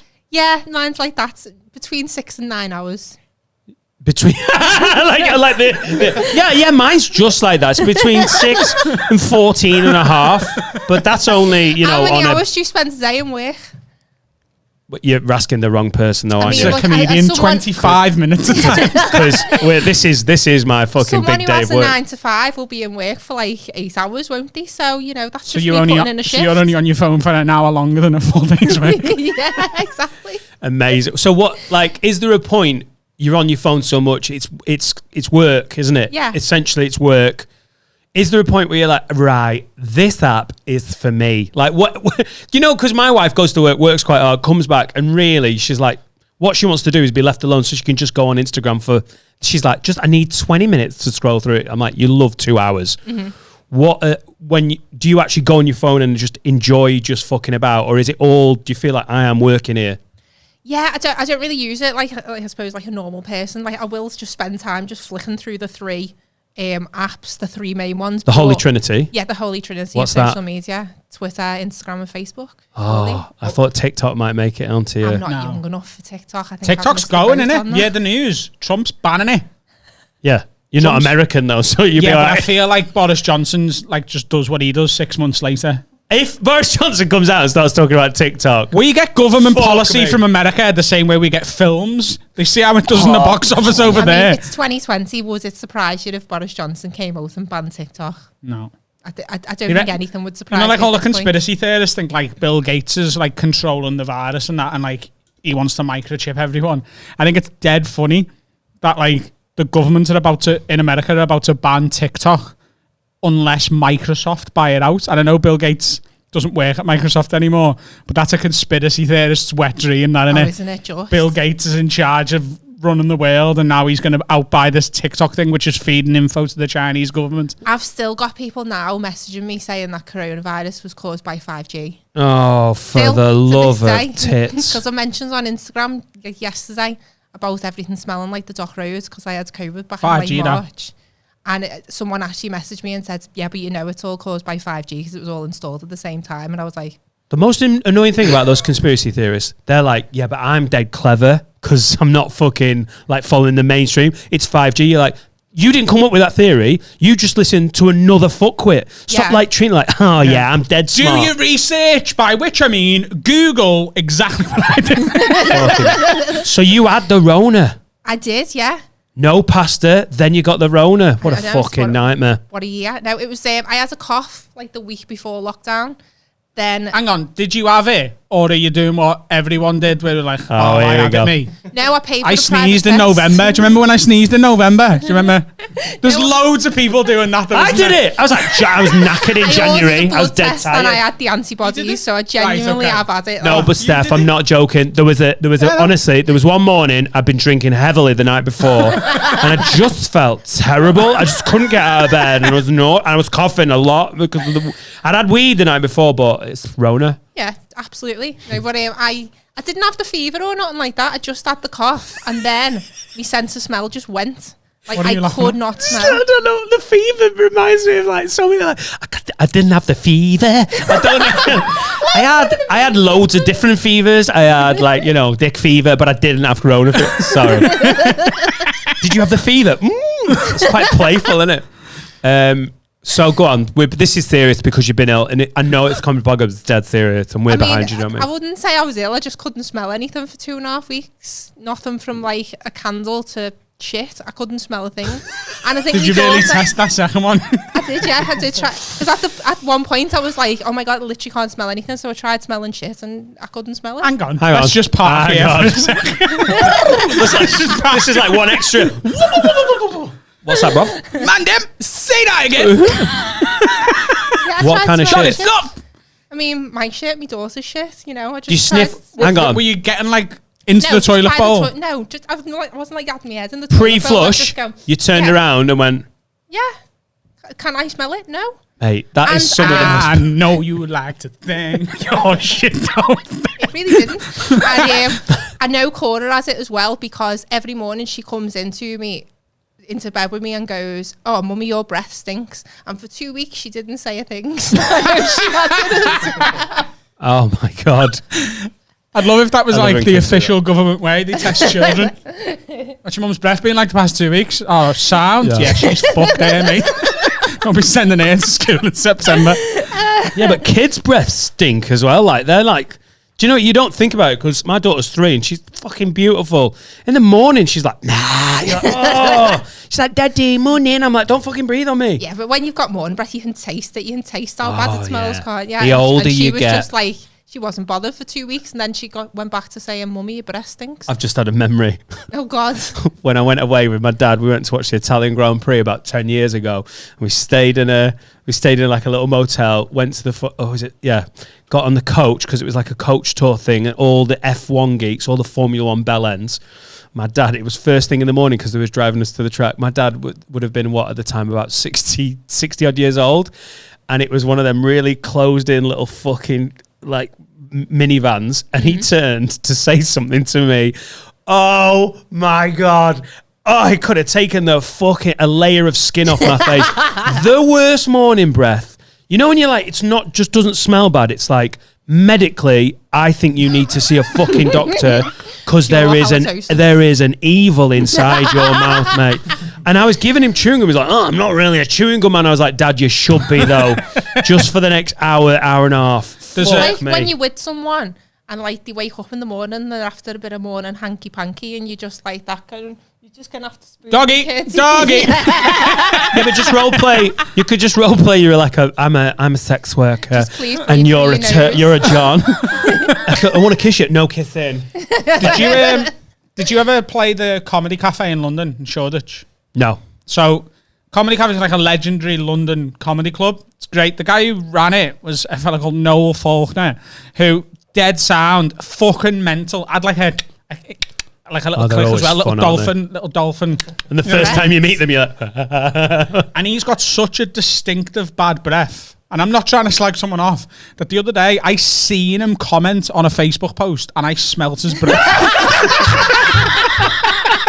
Mate, Facebook's really upping the game, aren't they? They're losing ground to Twitter and Insta. That's the thing, though, isn't it? Sometimes there's just distinctive smells that just take you back to like a time and a place. Yeah, isn't that? Like me trying to describe what his breath is like when Paul Smith was in trying to tell us what DMT was like. It's like it's a smell I've never smelled before. I saw colours. I've got no frame of reference for what it is. There was a serpent that swam in and shat in my face. It's Mate, really something about old dudes though, innit? One of my big fears about getting old, like I'm already bald, I've already put a bit of weight on, so I'm dealing with some of the initial things that happen. You don't want to be the breath guy. I do not want to be the breath dad who's like, I love you so much, children. Like it's nasty. You don't smoke though, do you? Smoking's bad for that. And I go to the dentist. Crack is fucking awful. If you're on I'm the cutting down on the crack. You're cutting down. But when in Runcorn. Do me a favour, Dan, just don't start whistling, because that's like one of my fears. Old men whistling, it goes through me. Like, what? it gets in me back. Like I can feel it all down my back and everything. It's a phobia. Well, A phobia? Yeah. Is it just old men? Can I whistle now and it'd be fine? Yeah, probably. no, Yeah, she didn't enjoy it. It's slightly annoying, like, but I used to work in the bank and you'd get like all the owl ones queuing up, you know, to go to the cashiers, and every old man that would come in would just stand there whistling, and you'd be like, shut up, shut up, shut up. Oh my And that's how you God, got I love fired it. from the bank. I mean, yeah. Shut up! I mean, old people are well annoying in banks anyway, aren't they? Like, Thank there's God a for machine Scouse there Birds. and you can put the money in. I don't trust it. I want to stand and talk to a human and whistle till she cries. B&Q, I bet that's... If you hate old My dudes customer whistling... service was so fuck bad me. in the bank, honest to God, because at one point I just got sick of it. I used to have fantasies about winning the lottery and coming in the next day and finding how long it'd take for me to be escorted off the premises. But So hang on. about the lottery Hang chat on. all the time. Hang don't on. we? Is this the last job you had before you went fucking yeah, social media Premier League? I wasn't born to be employed. Right. born So to are you be allowed to say self-employed. which bank? I mean, Or do you have to keep it generic? no, it was Barclays. Right, Barclays. What So did one of you the big do? dogs. How long did you work there before you left? About 6 years. And what age were you when you fucked it off? 26. Oh, you 27. done a fucking shift then. Yeah. Yes, Right. But it like people will come in and like you're saying there, like people want. You'd say to them, right, do you want to get out the queue and we'll pay you money into the machine? With the and iPad. like, no, Were we you don't one of the trust friendly it. iPad people? I wasn't friendly. All right. I mean, so they'd be like, I'd say, just fill in that paying in slip and post it in the machine. They go, oh, I don't know how to do it. And I was like, right, okay, see where it says date. And he go, yeah, I'll go, put the date. See where it says your name. Yeah. Just write your name. How do I know it's going to read me handwriting right? My Well, it name's says Adam. amount. It could say Alan. Put amount. And I'll be like that going, I don't know how to fucking explain it to you without losing me rag. But yeah. No, I just like to do exactly the same thing, but at the counter and But slow yeah, everyone you get down. the same people. Like, I don't mind showing you once, but when you're in every single week and every time you go, oh, can you do it for me? No. I know. It's called self-service. You I know. daft twat. I know. Do you know what was great though? I used to live, before I moved to Chester, we lived in St Anne's near Blackpool, which is, wool by the sea. Yeah. And I can sense Wigan. And she's not That's far gonna off. eat- I was just it's really going to eat surprised. away at you for about a week. Then it was fine. It was bang on. Wigan. And basically, I Preston, was which is the same surprised sort about of. the pies, and Oh, it's Wigan's like the pie capital. I know, of the but I'm UK. from Preston, and they do like pies. I'm definitely an outsider. Oh, they do butter pies or something. It's don't partly they? why I don't fucking live there anymore. Okay. I've been Me mate fucking Zoe's from Preston. told to leave. But yeah, we lived we lived in St Anne's. and it's Excommunicated about, by Preston. yeah, get out, you non-pie eating twat. It's got a I famous am bus the legal station or something. shit hasn't It's got, when it was built, the biggest bus station in Europe. Right. And it's got the first KFC in the UK. And that is the end of the claim to fame. I mean, how depressing is that? and butter pies. St Anne's is basically like a little seaside town with loads of old people, about 80% old people. That NatWest was one of my favourite NatWest to use. You'd go in, there was a queue of geriatrics out the fucking door, and you just got to wander to the computerised fucking, the machine that does the Yeah, yeah, paying, and they'd look at you like, what is it? I loved it. I don't want a queue at both. I want all the old fuckers just in one queue and me going beep, boop, boop. And I used to look at them like, look at you. This could be you, but you can't fucking do it. Yes, mate. And do you know what? I get it. Like it's kind of like a day out for them, and it's like a bit sad, isn't it? But that's their only human interaction. But at the time, when I was like in my early 20s, I just had no patience for it whatsoever. Did you have any of them who like you knew the life story and you actually gave a shit? Like you were invested in them? No. Okay. Next question. Hello again, Steph. My daughter's doing better since the surgery. Couldn't give a fuck. There was one guy who used to come in, and you know what you're talking about, like smells. There was one guy, and I won't name him, but he had 100 grand in his current account, and oh my god, did he stink! And it was like mold, like he had When seen he'd mold on left his his jacket. washing in for like 2 hours after it had finished. That's what it is, isn't it? Yeah, it was like mold and like soil and stuff, and it was just or dirt under his fingernails and stuff. 100 And grand. he was horrible. Like he was really like a vile person. And I'd just sit there thinking, yeah, like it's 20p for some soap. Do you know what I mean? Just get a wash. But he's not buying soap. He's not buying deodorant. He's not paying for the fucking water, and that's how he's got 100 grand in the bank. He's got That no He was on friends. the dole. Friends. He was on the dole, and he was just saving it all. I love that. being able to see everyone's money. Like, so you're basically every Money time just- someone came up, you're seeing the fucking smelly horror in front of you, and then looking at their bank balance, going, "What the fuck is going on Do you here?" know what, though? Like, money just loses all meaning in the bank because you can be loading up the ATMs with like hundreds of thousands of pounds, and you're just like, My What's the daydream. most money you've ever held in your hand? Cash. it was probably a couple of hundreds when we were loading in. Couple of $100,000. Yeah, when we were loading the ATMs. You're never tempted. But To just rub it no. on your boobs a little bit, like what a great way to get sacked. In the first sort of like 6 months, you're like that going, oh my God, when you see like millions of pounds in people's accounts, you're a bit like, But after a while, it's just like, say, it's just numbers. I don't think you worked there for what, 6 years? So me and Carl, if either of us worked in a bank for 6 years, there's absolutely no way we wouldn't have spent at least an afternoon with a pen and paper trying to figure out how to rob it. Did it never cross your mind once? Like, how can I get something? No. That's fucking, I don't believe you. I'm a good person. Every time I'm in the bank and the tray's open, you're I Robin Hood, fucking aren't you? imagine it. I don't want to go to jail. Yeah, but you're You Robin see Hood. Prison cell block H. You're Robin Hood though, aren't you? You're robbing from the bank to give to the poor. No, that doesn't work if it's yourself. It does. No, that's It not. does if you're poor. This is Robin Hood. No, it's like Robin Hood. Someone's got money and I haven't, and I want it.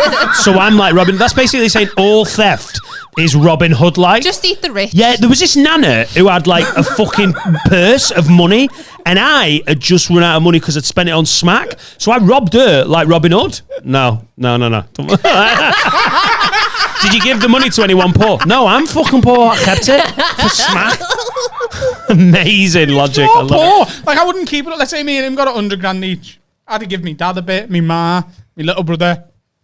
Okay. And they'd have all been accessories to your crime then. Yeah, but They wouldn't. I wouldn't have told them. I'd be like, I won it on a scratch card. Yeah.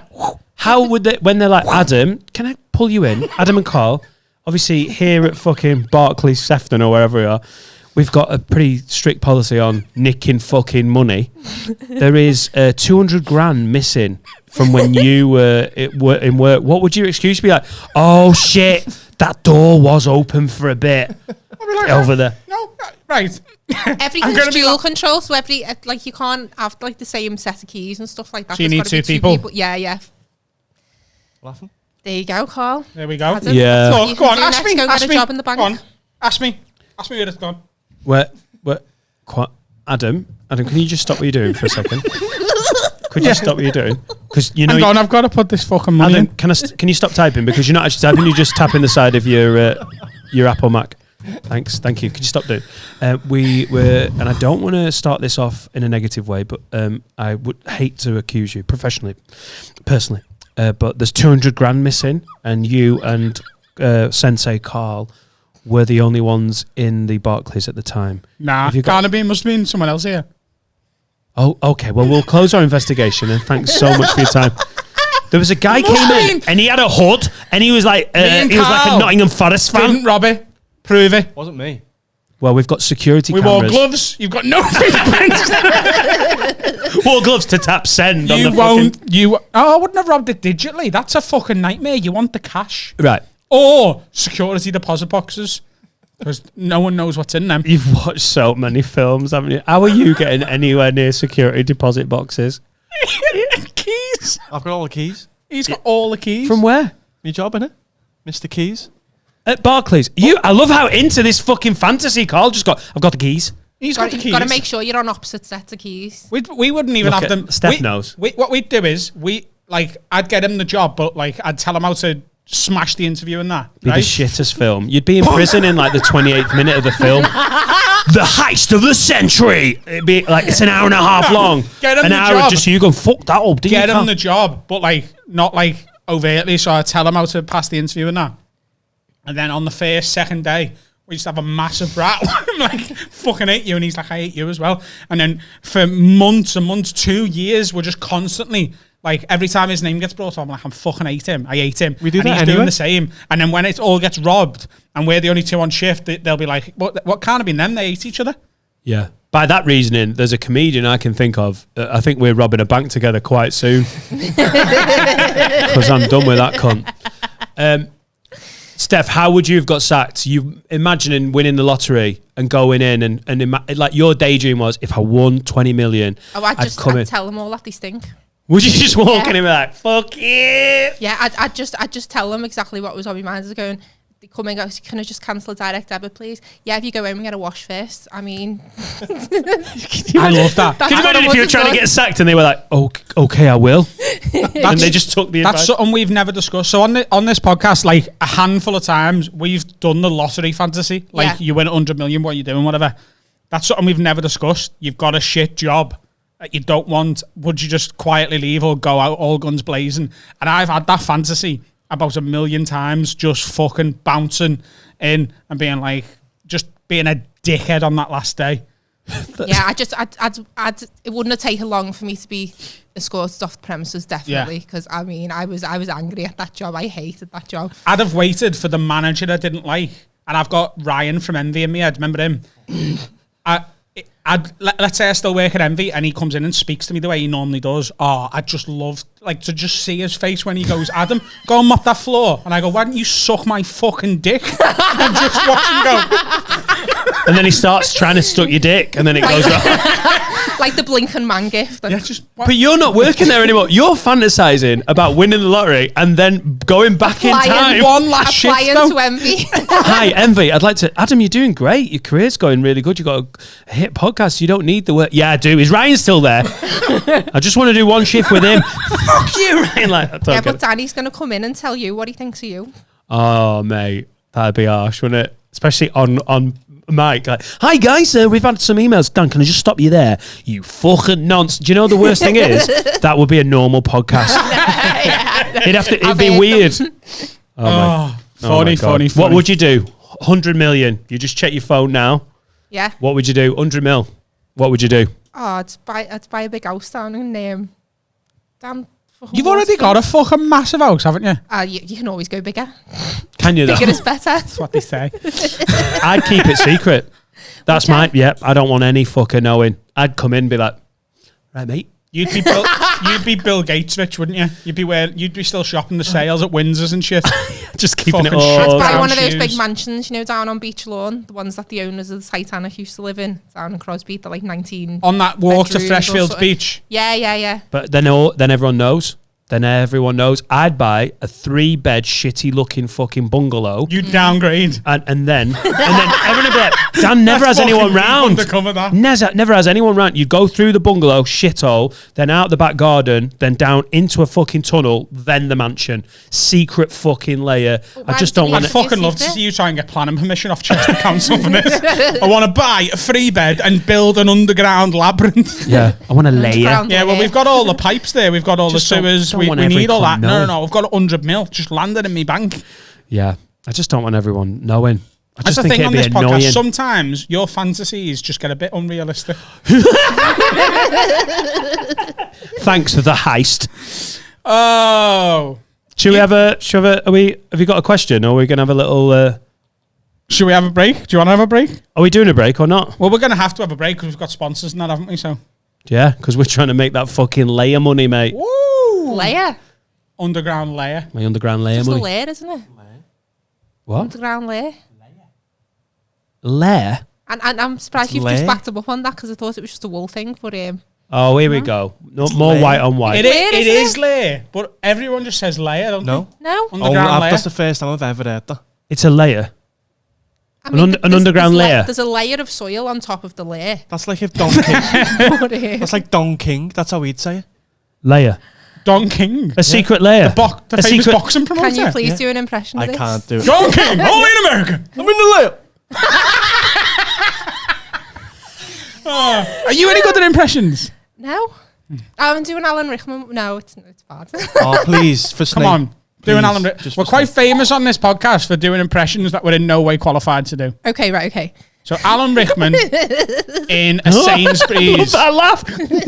Alan Rickman. No, I can't do anything like that. I can just say one. Mate, you go way too complicated with these role plays. You're like, can you do an impression? Right, Alan Rickman, he's just lost his mum, right, but he's in space and he's trying to rob a Barclays and you sense a regret and you can also smell shit. And you're in a lair. Go. And like, people, like Justin Morehouse was like, what? He's like a Spanish sailor I was just who's gonna say lost he's an in arm. Sainsbury's and he's run out of apples. Right, go on, let's have you, Rickman. Good afternoon, Mr. Potter. It's actually quite good. I've done it better. Our than resident that Harry before. Potter expert. Was that any good? I give it a 5. Yeah, I can do it better, but I'm under pressure and I'm laughing, so. to be fair. Can you do accents?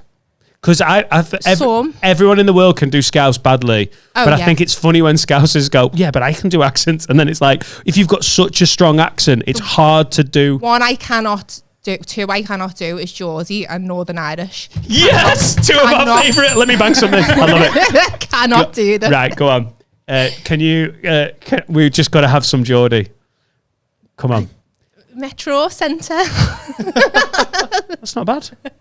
Not too bad. But Belfast, like I went on a tour, like a Game of Thrones tour in Ireland, and we had this tour guide, and he was an extra in Game Ireland? of Thrones. Yeah, that place over there. Over there. Ireland. Ireland, Just round the corner. Scotland, Wales, Peter Kay's house. And Mozambique. he's like, Mozambique. I Peter Kay's house. died 7 times, and that is it. That's all I can That's say. not too bad though. Steph, when you're saying you Belfast. can't do accents I can't and do then you anything do else. them. I can do that one phrase. but I I couldn't- died 7 I times. died 7 times. Can you do I died 7 times in a Geordie accent? No. I fucking died 7 times. Hey, all of Adam's I Geordies. died 7 times. I died 7 times. You're going That a was bit, a little Dublin, bit. that one. Yeah. that was Fucking Southern died Irish. 7 fucking times. That was sick. That was amazing. Oh, Adam's. Welsh, what's a good accent? What's a, you need? Oh, you need an God. anchor phrase for Welsh. Oh, come on, Steph. No. Nessa here. I am Welsh, I am. Fr- I died 7 times. You can do accents. You really can though.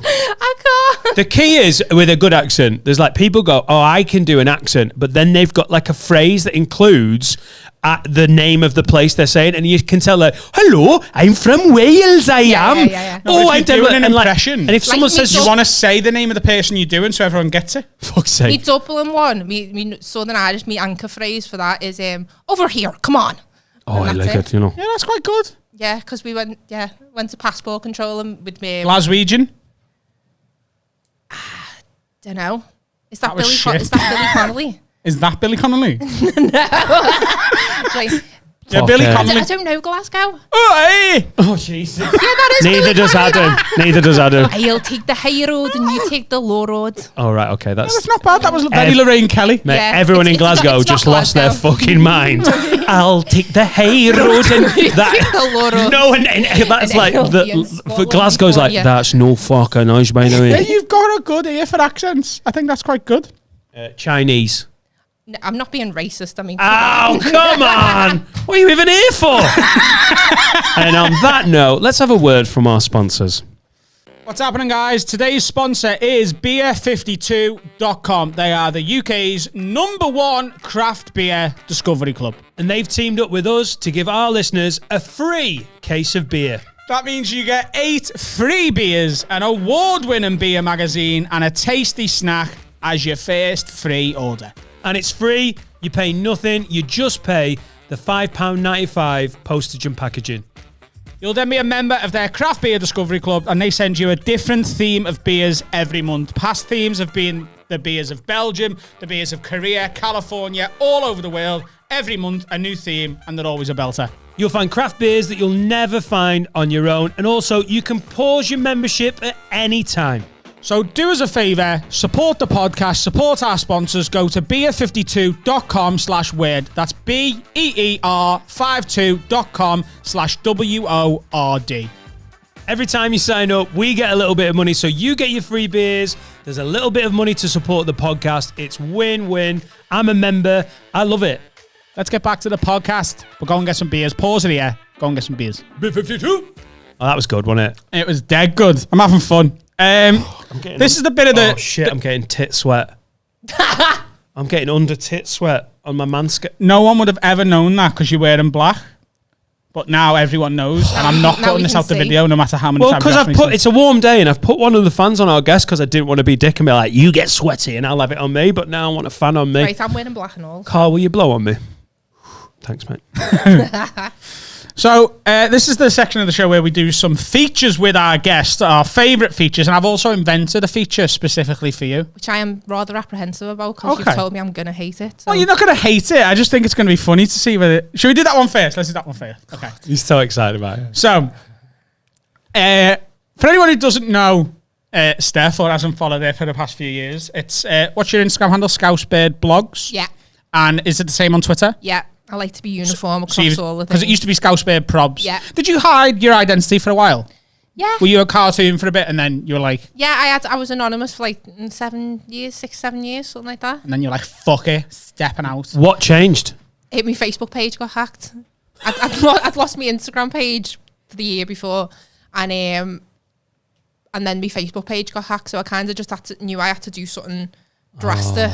So I just thought, those cunts selling Ray-Ban. Yeah, I never actually wanted to come out per se, but it's allowed me to like open the shop and stuff like that. So it's changed. There's a lot of gay listeners going, I don't think you've had it as hard as you think. I'm coming out. I didn't want to come out, but someone hacked my Facebook.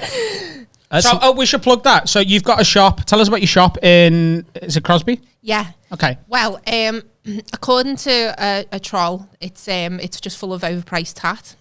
Okay. So nice one. Thanks for the it's full review. of tat. People love overpriced tat, though. I wouldn't even take that as a slam. That's a fucking very, very... That's a compliment. I posted the sort of the message that she sent me, and I had the best 3 days of sales all year. So I still drink. I was like, thanks very you much. sent me a little gift at Christmas, which was lovely, by the way. Yeah. You sent me a cup, a Friends cup. Because I know you love Friends. I do. And we are friends. And I really liked it. And you sent me Mrs. one of your diaries, which are very popular, aren't they? Like with all the Scouse women. So please, if you're ever in Crosby, and you can get stuff online as well.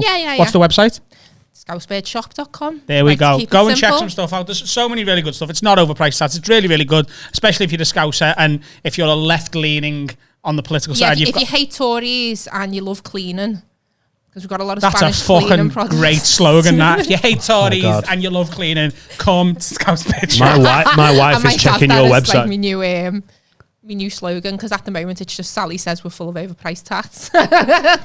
So eggy bastard. with knowing you were coming on, we've been thinking recently we want to change stuff up a little bit when we've got our guests on and try and tailor maybe a feature to them and who they are, especially when it's not just a comedian coming in. And you're our first non-stand-up comedian guest. You're funny, but until you get on stage, it's fun not having it. Like we've not talked about stand-up. I'm also your first female, I believe. Yeah, because we don't begrudgingly. That's what I said. First non-comedian. Talking about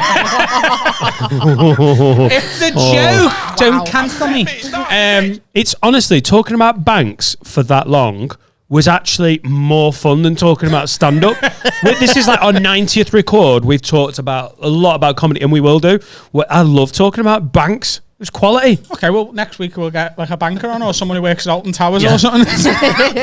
So tell us about Nemesis. That sounds great. I know you were trying to do banter. I was like, I've got loads of questions. Has someone shit themselves on Rita? Defo. Do you think someone's pooed on a... I reckon I'd shit myself looking at it, like watching it run. Oh, it's so good, the Smiler. What's the Smiler? Is that a new one? That's the one where the woman fucking lost a leg or something. Yeah. But it's a really good roller coaster. What's Oblivion? The one that just waits and then drops you vertically. We had an Irish kid in the queue in front of us for the whole queue, 2 hours of queue. Little Irish kid in the accent you were doing. Every time he just waited and then did the advert and went, "Don't look down." And the first 3 times he did it, we were like, it's going to be fun. 2 hours of queue later, I could have murdered an Irish child. Yeah. Don't look down. You're like, I am terrified of all of the rides. I've been on a few. When I first got with Jade, one of our first dates was to Blackpool, and I went on like the Grand National one, and I wouldn't go on the Pepsi Max. I won't go to Alton Towers.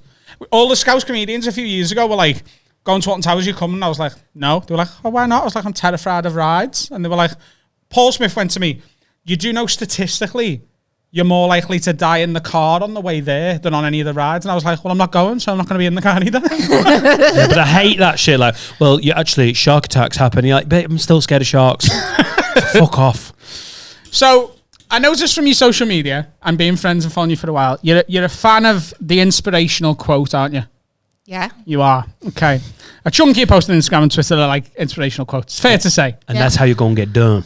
Now, I've done material in the past about like inspirational quotes being a bit stupid. Yeah, no, you've taken the piss out of mine. I do text you sometimes, don't I? And go, this Yeah. one's a bit daft. So, like, I had a joke about like people will believe anything as long as it's written on a sunset. You don't even try and trick people with that. Yours are just white background. You let the words Say how it is. You let the words stand for what they stand for. Times New Roman, Microsoft Word. Keep it simple. Twitter fonts is Helvetica New if we're talking fonts. I'm So, sorry. do you I am believe in the quotes you post? Yeah, Yeah. Okay. pretty Good. much. I'm glad you said that. Do you write them? Or do you just sort of retweet them? I Combination, feel I'm innit? pleading the 50 here because I don't want to walk into a trap because I feel like that's where this is going. So what I've done is I don't even know. I have the right not to incriminate myself. you do. I've got a list of inspirational quotes. Yeah. Now, some of them are yours, and at least one of them I've made up. Okay. At least one. Yeah. Right? So I'm going to read them out. I want you to tell us whether you think you posted it or not, Yeah. and then what it means. Okay. Is that okay?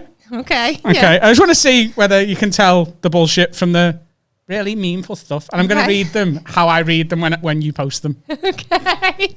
Okay. So I've gone back like 3 years on your Instagram. For fuck's sake. So I just thought this would be dead funny. Right, you ready? So we'll start with this one.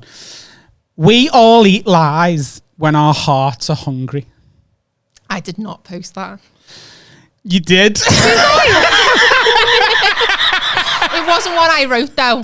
I might have screenshot it from somewhere else. That's not one that I've. I come up actually with. think that was one of your tweet ones. Was it? I think so. These are from ages ago though. I just think that's dead funny. No, that's not one I've brought. I Can you told read you it on the again? way here, he was like, she'll get them all. And I was like, she won't. I guarantee she won't. This is so much fun. So I can't wait to try and work it out now. Now that I know what the sort of standard is of what you're reposting, I'm really intrigued to see the ones that Adam's tried to make up. Like, Jews are all right. Did you say it? There's no bad relationships. They're all preparing you to appreciate the real thing when it arrives. And sis, it will arrive. Enjoy the dick en route. I feel like I really like that and I want to post that. Did you make that one up? I want you to take a guess. What do you think? I think you made that one up. I did make that one up. You can have it though. You Yeah, can have send it. me it. I'm going to post that later. Enjoy the dick en route. The one that got me because I was like, yeah, that's me. Dick on Roost, that's Adam. Oh my God, Okay. you good at these. You're 0-2 here. No, she's one all. She got that one. She Oh, said did I you? made that one up. Yeah. She Oh, got that one. sorry. Okay. 1-0, sorry. If we fuck, then you like my mate's selfie and you don't like mine. Be prepared for me to shag your dad. Okay, I definitely did not write that one. Okay. No, I didn't post that. You don't think you posted it? No. Are you sure? No. Yeah, you didn't. I made that Like, that doesn't seem like a very me thing If to yours say. get more aggressive, I don't know where this is ended up. On a slow day when I was looking for content to post, I might have posted it. No. Oh, this is so much fun. I'm sorry. Lately, I've been replacing why is this happening to me to what is this trying to teach me? Yeah. And everything around me changed. Yeah, that's one I've posted, definitely. You reckon that's one of yours? It Yeah. is one of yours, Yeah. yeah. I'm going to, this next one, I'm going to ask Carl and Dan to see whether, have you seen any of these? Nope, no. Okay, so I'm going to ask them first and then you can say whether you think. Okay. Okay? Okay, so. We all have issues because we all have a story. The voice. And no matter how much work you've done on yourself, we all snap back sometimes. So be easy on you. Growth is a dance, not a light switch. No, that's not you. You don't think that's her? No, I think that's her. I don't think that's you. Okay. Because your What do you last one think? was like, I'll fuck your dad. Oh, they're not all sexual. Right. I think that's Steph. Yeah, we think it's Steph. I think I didn't write that one, but I think I have posted that one. You have posted Yeah. that one. I agree. Healing, really made me laugh, Healing though. isn't linear. Growth is a dance. I didn't Not a write. I light didn't write that. I just reposted that But one. can I just say, the reason I went with Steph is because I don't know all of Steph's stuff, but I couldn't see you going, right, hang on. Growth is Growth is a dance. I just couldn't imagine you typing like switch it up, especially when you've just gone, I'll fuck your dad. Okay. Men are like trees. They can be pretty. They're fun to climb on, and without them, the human race would die out. But they're a nightmare to look after. They can block your view if you get too close, and falling for one might kill you. That's you. You reckon? Yeah. No, I think that's you. I've told you what this one is already, I haven't know the answer to this one. So you think it's me? Read it again. No, I think it's you. You think it's me and you think it's Steph. Men are like trees. They can be pretty. They're fun to climb on, and without them, the human race would die out. But they're a nightmare to look after. They can block your view if you get too close, and falling for one might kill you. I don't think that's you. I think that's Steph. It is me. I really wanted to get you with that one. You know, I thought that would have been damn funny. I just, in my head, I'm like, can I imagine you being that creative and like, what? Think of trees. But apparently, I've underestimated I've you. never done a tree meme. Okay, so there's a couple more, and then we'll move on. Life isn't a hill. It's bigger than that. It's a mountain. It's yours. I'd wait if I were you. Life isn't a hill. It's bigger than that. It's a mountain.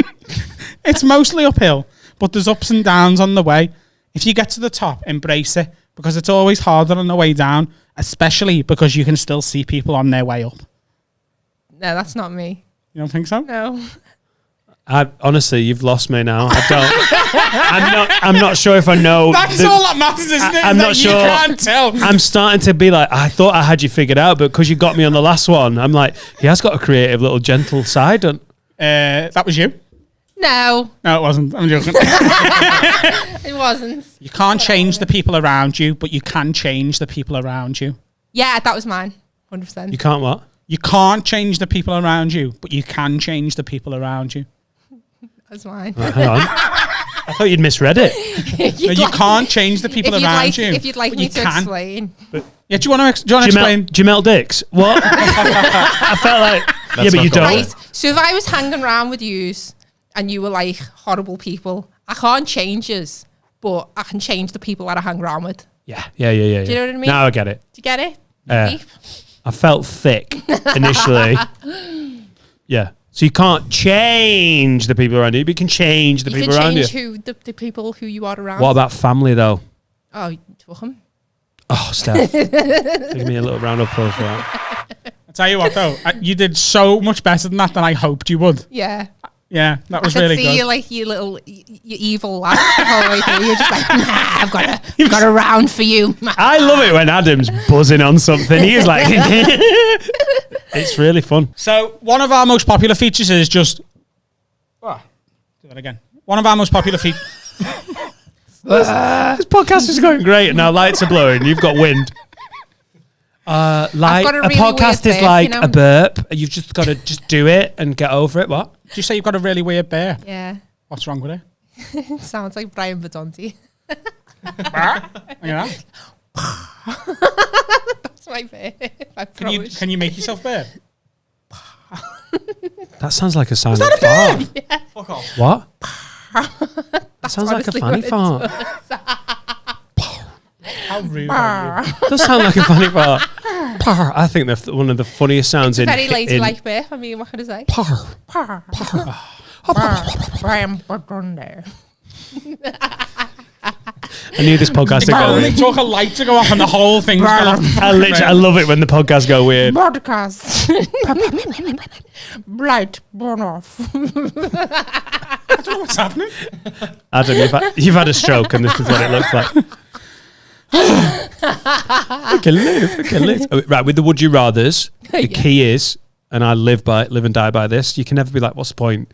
You just got to live the truth, live the reality. Okay. So these are one of the most popular things that our listeners send in. Okay.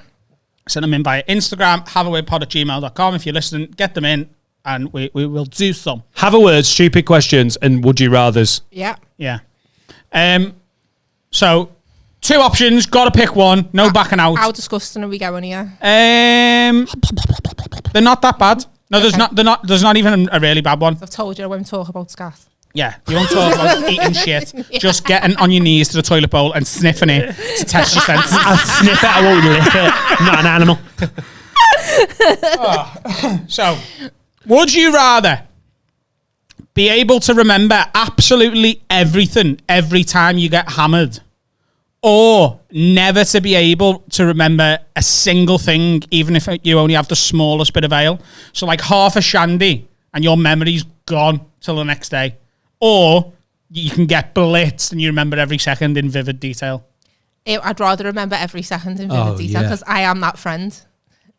I am that friend who does remember everything in vivid detail. And I'm the next day, I'm like that going, do you remember last night when you did shut up, Steph? And I'm like, yeah, but it was really funny because shut up, I don't want to know. Let me play the video. Do you agree? Are you good at... Yeah, oh, yeah. You're both absolutely fucking mental. What? The best anecdotes like nights out. Remember when you were a prick? That's the funniest bit of the night out. The best anecdotes from a night out, like some of the things I've done that he's had to tell me the next day. And I'm glad I haven't got the video to play in my own head and I've just got the story, because then I can detach myself from it and be like, oh, that happened to me when I was drunk. I don't want to... Oh, no.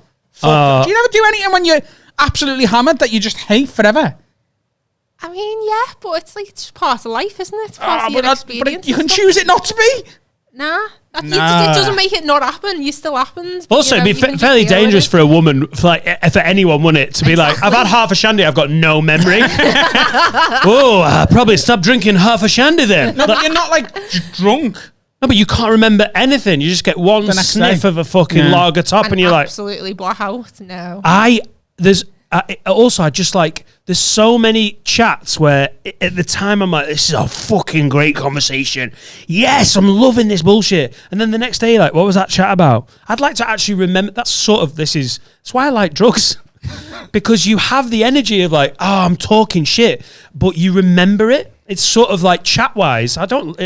Like clubbing and dancing is one thing, but I love that slightly fucked and having the most intense chat, but then you actually remember it.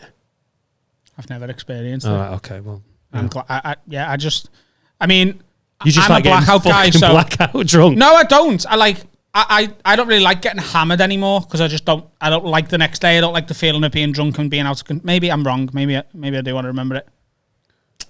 Anyway. It's a good one, though. It's a good challenge. But you thought that would be more contentious and we both went... Yeah. I did. I thought I was going to get yous and I fucking never, and I'm pissed off. Would you rather... This is funny, okay? This came via Instagram. Would you rather have to sing Grease Lightning in its entirety at the top of your voice every time you have a wee? Mm-hmm. Or you have to hum it under your breath all day, every day, whenever you're not talking? You can never explain either of them to anyone, even your closest friends and family. So your best mate could be like, Steph, you were in the cubicle next to me, or the same one, like girls do. And you were just screaming Grease Lightning. Why was that? And you just have to like walk away. You can't explain it. Why would you pick Grease Lightning? I didn't write the questions. I can't tell you the degree to which my friends are mentally ill. I would rather sing it while I was having a wee. Shouting it though. Yeah. And people... Grease Lightning! Grease Lightning. Even if you just need a little wee. Yeah. Just... What about you? But you get annoyed about like whistling. Yeah, but like, so the humming imagine thing. Having someone just humming it under, no one would even want to be your mate. Have you ever hummed during sex? What song was that? No, listen, right. The reason why I asked about Grease Lightning is because once I was, doing the nasty. Boning. Scat. Yeah, riding the D wave, and I had me Alexa on shuffle. Oh, no. I was just getting into it, and Grease Lightning came on, and I remember thinking, this is really fucking weird. But neither of us said anything until after. And you still bonked? Yeah, I mean, we carried on. You know, you're in The the tempo went up. Yeah, go Grease Lightning. That is so funny. This Shaggy But is. afterwards, I was Bent just over like, the desk like. I never ever thought I'd ride a dick to Grease Lightning, not gonna lie. And he was laughing and I was laughing. It was just What's- one of those things, like both of us kind of knew it was really fucking weird, but neither of us mentioned it until afterwards. What's the worst song you can think of to come on the Alexa when you're like mid-bang and building up to the fucking good stuff? Just all of a sudden Alexa pops up. Heartbeat theme tune. Heartbeat. DMX. Why do you DMX, miss where's the when hood at? my baby- Where's the hood at? If you're banging me, that would be, you know, 'cause I've had the old snippage. Imagine timing it perfectly, though. You just get a Candle in the circumcised wind. dick out. Candle in the wind. Oh, yeah. Yeah, that. Really sad, that. Common thing of Princess Diana. Say I mean, you know, we've all had a kink on a hangover, but you know. Oh my God, Diana funeral wanks a bit much, innit? Seem to me. And you've got flowers against the wall, like you've put in your own little mural at Kensington Palace. Yeah, if there's a song that's coming on, a dead princess and Elton John are not the people you wanted to evoke in your head. Yeah, but Adam thinks everyone's got every kink. If you, this is Adam's theory with like pervs and Haven't kink. they? No, but like, everything you can conceive of, Adam's like, there's porn for that. There's definitely that's a kink. There is. There is. I'm Mate. not saying everyone likes it. No. Tell me something you think people don't have as a kink, and I will find it right now. Lucy Liu put on Twitter the other day that she got shagged by a ghost or something like that, some nice story and that. And I thought, oh my God, I wonder if there's like a ghost section on Pornhub. There is. Right. There's a whole section for ghost porn. There isn't a Diana's funeral section on Pornhub. Adam's There isn't Adam's a typing Princess away. Adam's gone into Diana. private browser There mode. isn't a princess. The specific fantasy is Princess Diana's death in 1997. No one's cracking one out to that. And if Some they, royalists, there's some like Princess Diana super fans on like Facebook, like they've got Facebook groups and that. of course, but They do would- they masturbate to it? I reckon. Right, some there of isn't them a Princess definitely Diana section on Pornhub. There will be next week. do. You're making one. Unless it's on premium and you've got to pay for it, which would make sense. Adam was like, people, there will be, I don't know how we mentioned it, but coughing on dicks. And Adam was like, yeah, there'll be some guy that's gone into a brothel. That there's no man has ever asked a prostitute, will you cough on my dick? Oh, they definitely have. Come on, Dan. Yeah, I get that you're like, I don't get, like, in a brothel going, could you cough on my dick? And she's like, what? There's people out there like fart Where's she porn from? and stuff like that. From Scammerdale.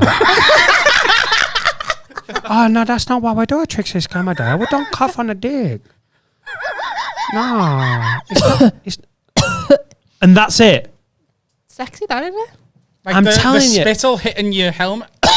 Oh, God. Yeah, the force of the air as it's expelled. I understand the theory of people are into everything. It gets weird in places.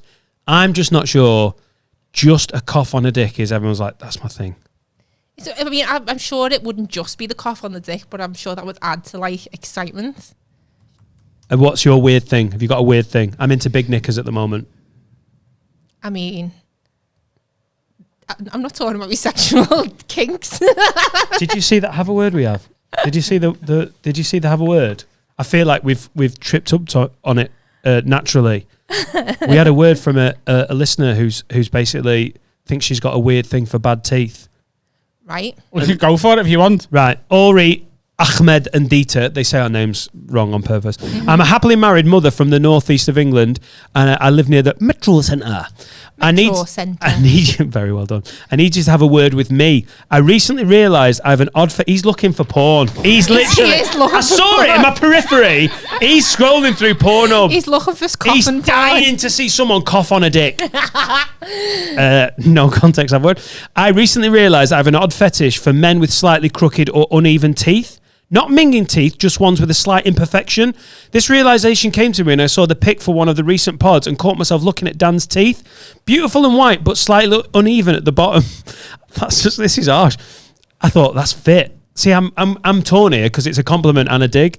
That's fit. But they're saying they like your teeth. No, they're saying I've got fucking uneven teeth that are crooked, but she likes it. I realise Dan isn't Such a neg, that, innit? I realise Dan isn't disgusting looking. A solid 6.5 out of 10. Thanks for that fucking 0.5. But I also can see that he resembles a Nancy Aid Edmondson. So it got me thinking about why I suddenly fancied him. I journeyed back through my back catalogue of weird crushes. Right, this video is called Coffin Fetish 7. Now, I can't find the first 6, but I'm guaranteeing you. Let me finish this. Weird crushes, and they all had one thing in common. Uneven, crooked snaggle teeth. Harsh. No matter how vile the person, I just love a snaggle tooth. What an absolute weirdo I am. So... my husband has beautifully perfect teeth, and this is why I need you to have a word with me before I start some snaggle fetish club and get divorced. That's she just that's wants from Claire. to shag someone else, That's from Claire, and she's looking for the opposite of what she's got. So her husband's got You're nice. a bit of strange. Well, first of all, thanks for the teeth dig and compliment at the same I time. don't think your teeth are bad. I've got a thing for big noses. There you go. That's what I was talking about before. You were like, I'm not talking about my I thought sexuality. you were talking about being tied up and calling someone daddy. I mean, like... Okay, Mama like that. Mama like that. I'm not getting into that, but you know. Okay, But you like big noses? Love big noses. That gave me Why? tit sweat. I don't know, like Adrian Brody. Whoa, that's a big nose. I know, mate. Oh, Adrian Brody? Is he the one I was from King climbing Kong? like a tree. Yeah, He's in Peaky Blinders. He's in Peaky like Blinders. the pianist. right. The pianist. Pianist. Leia. Yeah. Pianist. Have you had a fantasy about him shagging you on that piano? Who hasn't? Yeah. What is it about the nose? Alan Rickman. Oh, as the sheriff of Nottingham now, Oh, right, yeah. or as Snape. Right. You like bad people, don't you? I like bad Alan like Rickman. baddies. Do you fancy the Joker? He hasn't got a big nose though, has he? He has. Is that a deal breaker? Is it? Yeah. I What? need them to have a big nose. And do you want them to do something with the nose? Or is it just the fact they've got it? I mean, I don't know whether it affects technique when you're that. It's just an extra It depends what you put. appendage to Sorry. tickle But your like, fancy, if isn't like, I it? really like a big nose. What about the penis size? Not bothered. Not Can be bothered. but I need a fucking 9-inch nose. I don't know. I just A find it 9-inch nose. Yeah. Where are we Fucking hell. measuring to and from? I'm having a fucking See the Pinocchio wank tonight, lad. It's like them ones from the friggin' raccoons, isn't it? What if you've got like Sneer. a wide nose? Nah, it's So it got has a to be like long and thin nose, yeah. long and thin. I can't believe we did a raccoons reference. Mate, Cyril Sneer is like my ideal man. He's bad. he's got He's yellow got a fucking Cyril teeth. Sneer. He's got a tap nose. Yeah, he's got bad teeth. Mate, your internet will shut you off. If you look for porn and then the raccoons in 3 seconds, Google will be like, this guy's... Oh, I see. Yeah, people banging the door down. Oh, really? Like a big nose like that? Like Yeah. an Antita? Yeah, Yeah. that'll do.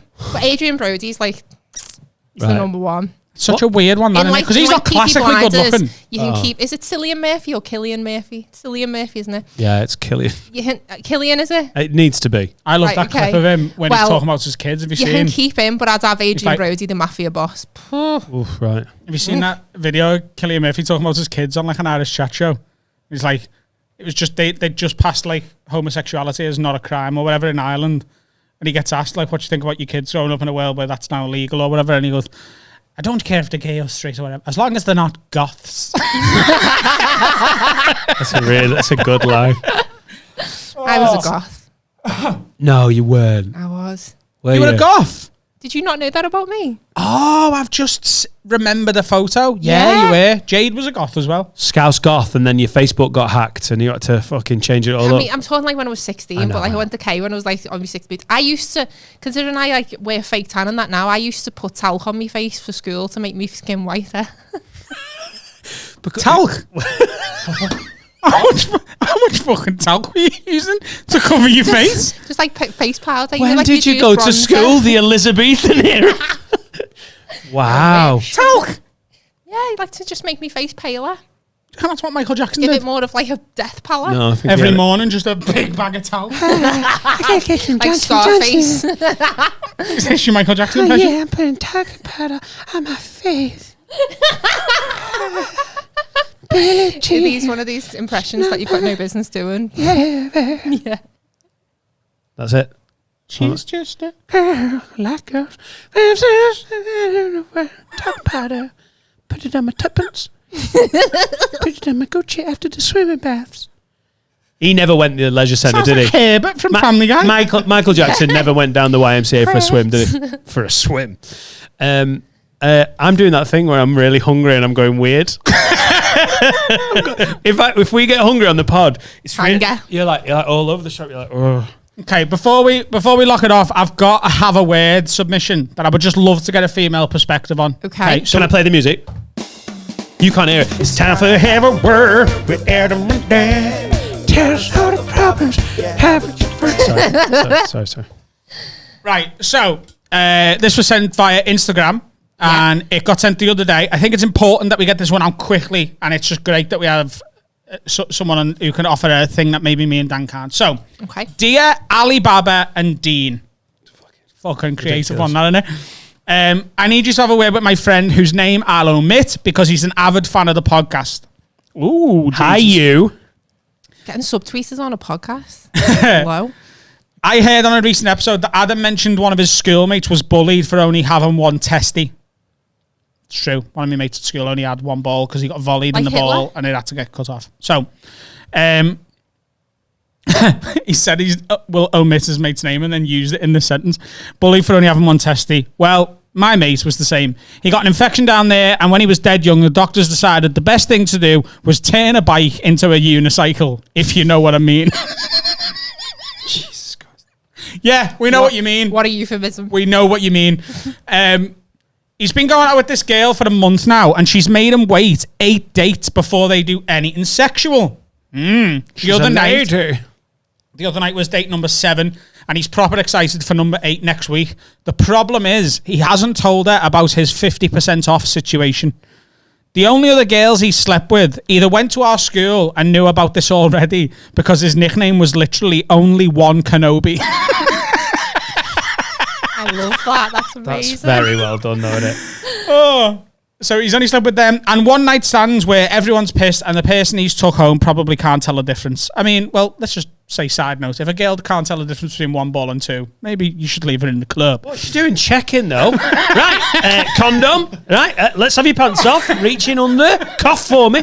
I don't think anyone gives a shit. I thought you said you didn't think of coughing fetishes.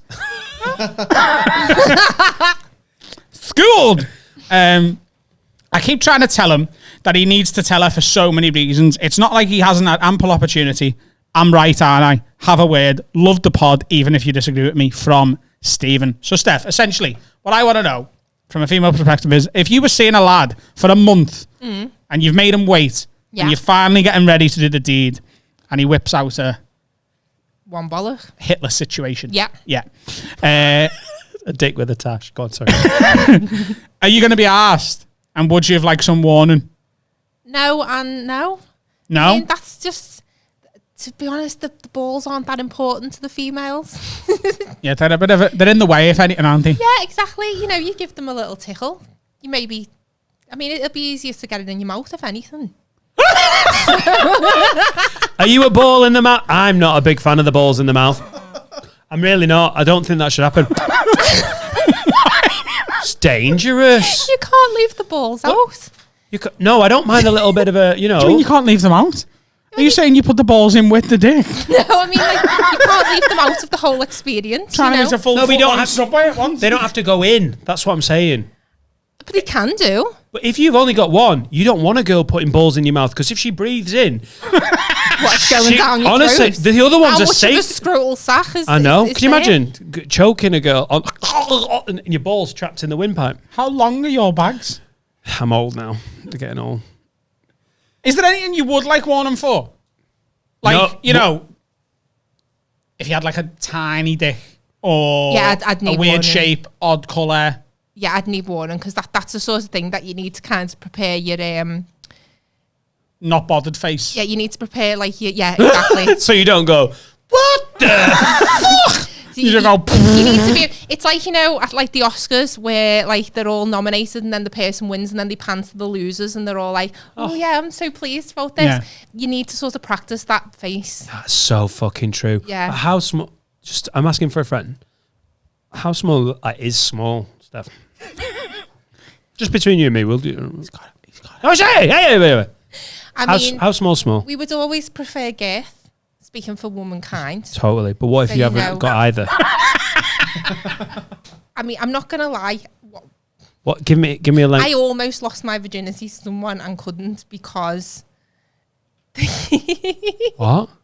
It was too small. Yeah, he couldn't keep the condom on because it was that small. It was like it was sort of like the length and girth of like half a tinned hot dog.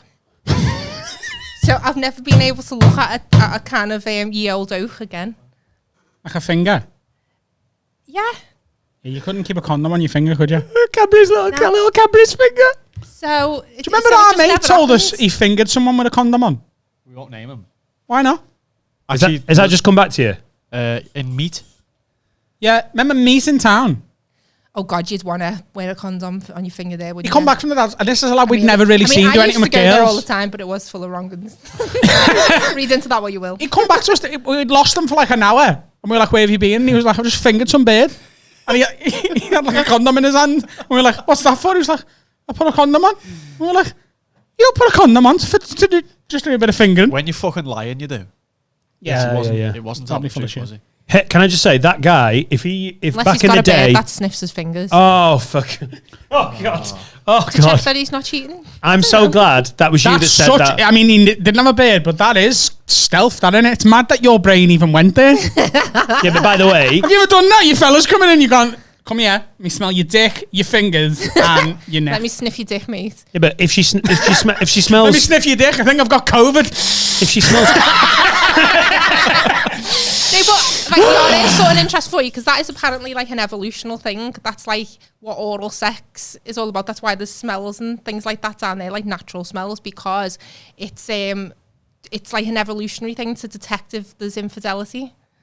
If you can smell another man's Either sperm you've been or faithful or I am very sick. stop the pod. Honestly, I'm reading a book at the moment, but it's called The History of Sex, and there's all like different like chapters on it, and that was one of the things, like oral sex, part of the whole why you should keep your natural smells, and that it's an evolution thing. A, to turn each other on, but B, it's also to detect Because there's infidelity. There's like 8 points of like with DNA and what you're attracted to. It's like is it not a hexagon? What's an octagon? So ideally, in terms of attraction, you want to meet someone that's at the opposite side of the octagon. If you, like your sister, your brother or whatever, has exactly the same DNA as you, that's why their smell, their natural smell is unattractive. Yeah. You're like, if I sleep at my sister's house, if I like stay in her spare room, she's like, oh God, I had to change that because I went for a nap. Wow. And look, I could smell your smell on the, and it's because it's a natural thing. You want to meet someone that's on the opposite side. Yeah. So you need your natural smells to sort of give off that, like, not pheromones and everything, but it's not natural.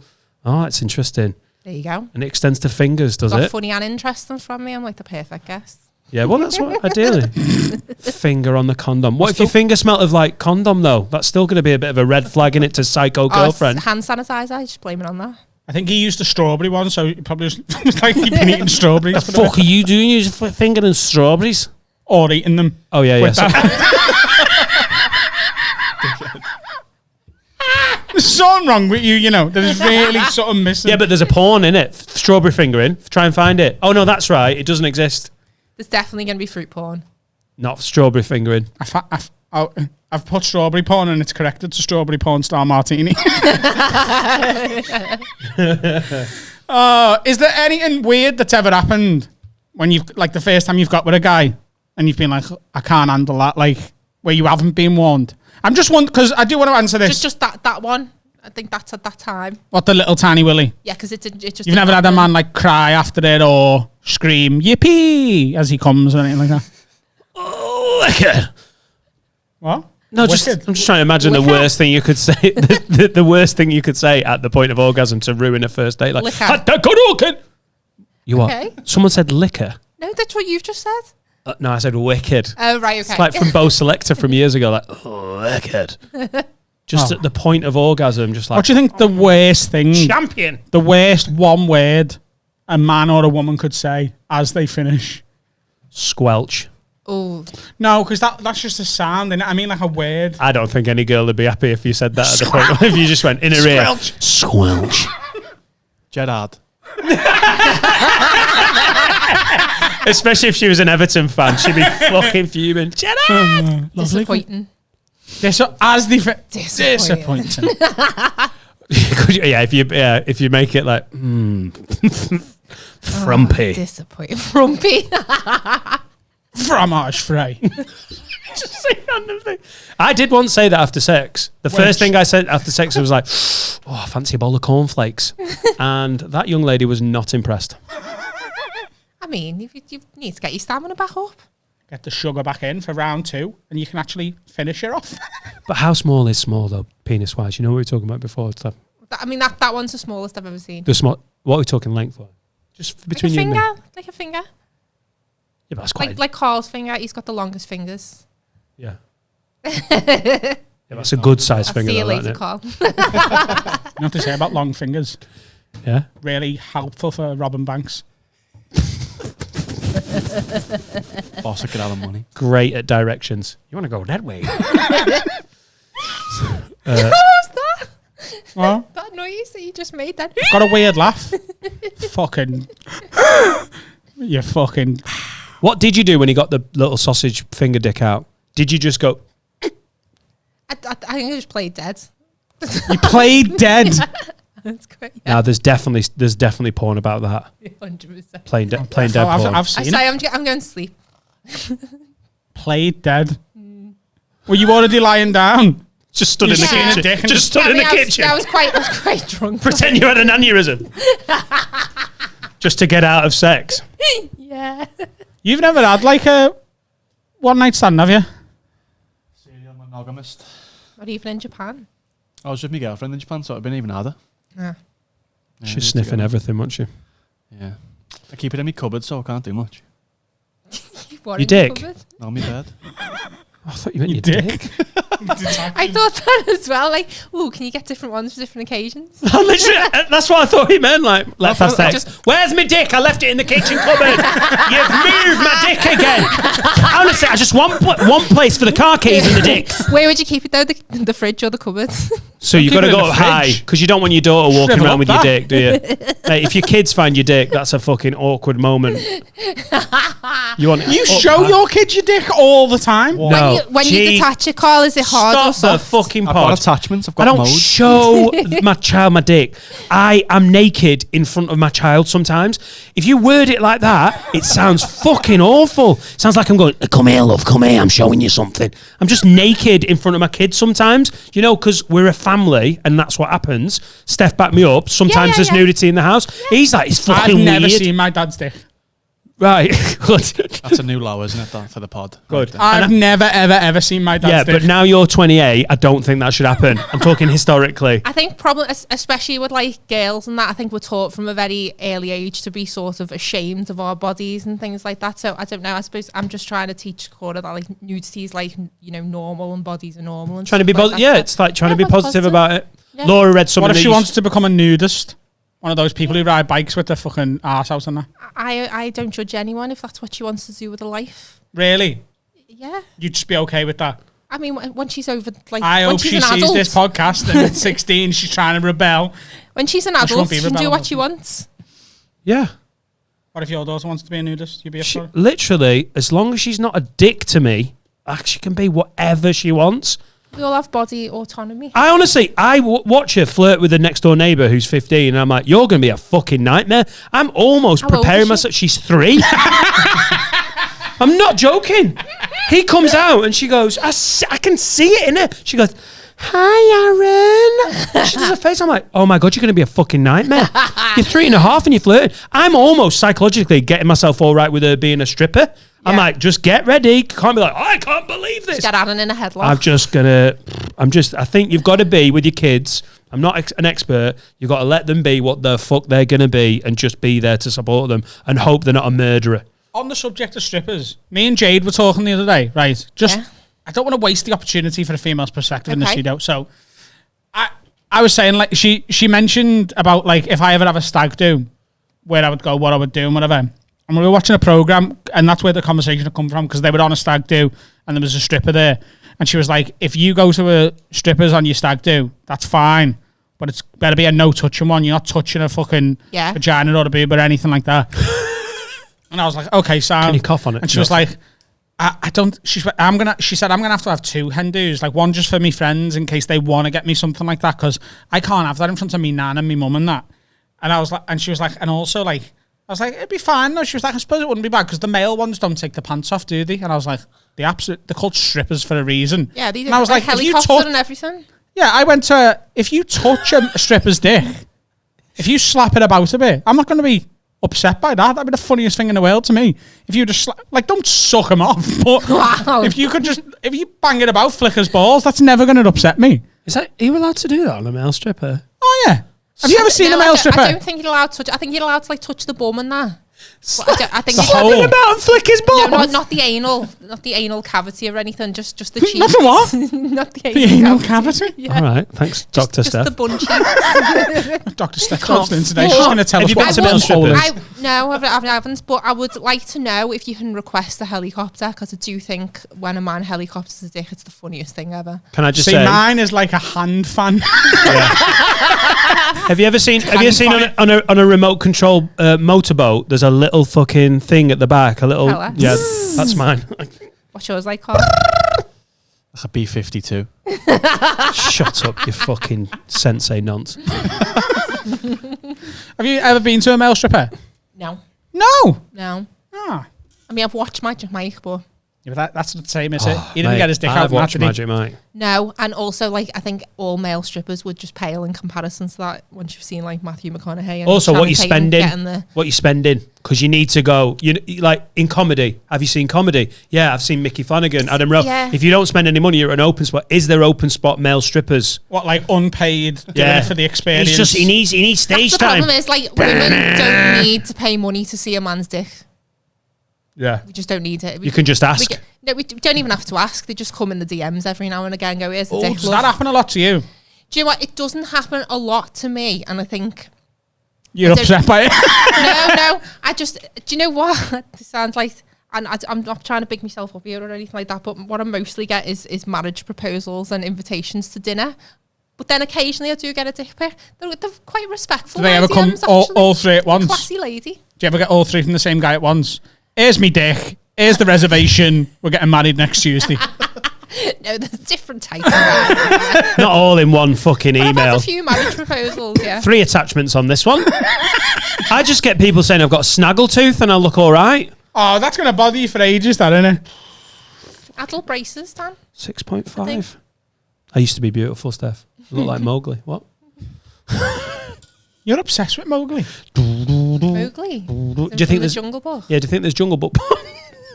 There definitely is. 100%. There's Disney porn. There's defo like... Now I'm the king of the swingers, yeah, the jungle VIP.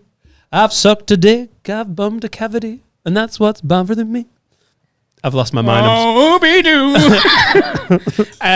Yeah, there's defo some of that. Should we wrap it up? Because we've done an hour and a half and we haven't done our bit yet, which is an hour and a half. Dead hungry as well. Thanks for coming on, Steph. It's been awesome. Thanks very much for coming on, Steph. Thanks for having me. I've had a good afternoon. It's been fun, hasn't it? Where can we get your stuff again? Tell them the shop. SCOUSEBirdshop.com. And where is it in Crosby? Yeah, in Crosby Village, opposite the Home and Bargain. Crosby Village, opposite the Home and Bargain. So Google where the Home and Bargain is, head to there, look over the road. You'll see my head on the shop. And who's it for? People who hate Tories and like cleaning? Yeah, if you like cleaning and you hate Tories, you will love my shop. Sweet. Stuff been awesome. I've loved that. Boss, hasn't it? It's been a really good episode. I'll edit the bit out where you were doing all the racist stuff about the Jews and the slaves and stuff. And other than that, I think it's going to be a really good episode. Fucking prick. Thanks for coming in. See you later. Yeah. What's happening, guys? Today's episode is brought to you by Manscaped. Manscaped are the best male grooming products on the planet. They've only just launched in the UK. They've sent me and Dan a razor each, and I've got to say, proper top tier stuff. This is the best razor I've ever used. It's the first time I've ever shaved me balls and not snagged the bag. They're good, aren't they? I get the little, I get a little bit of like over the pubes tub, and I nick that. I've just been using an old head trimmer.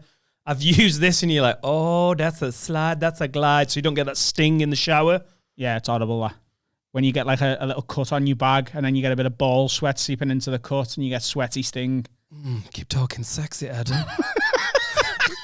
That's why Manscaped has redesigned the electric trimmer. This is it. They've engineered the greatest ball hair trimmer ever created. It's the new and improved Lawnmower 3.0, and it's just been released in the UK. It's smart as fuck. This is their 3rd generation trimmer. It features a cutting-edge ceramic blade to reduce manscaping accidents. And when I'm saying this is the best razor I've ever used, I'm not messing, you know. I know it's easy to say that when you're getting sponsored by a company, but it's really, really, really good.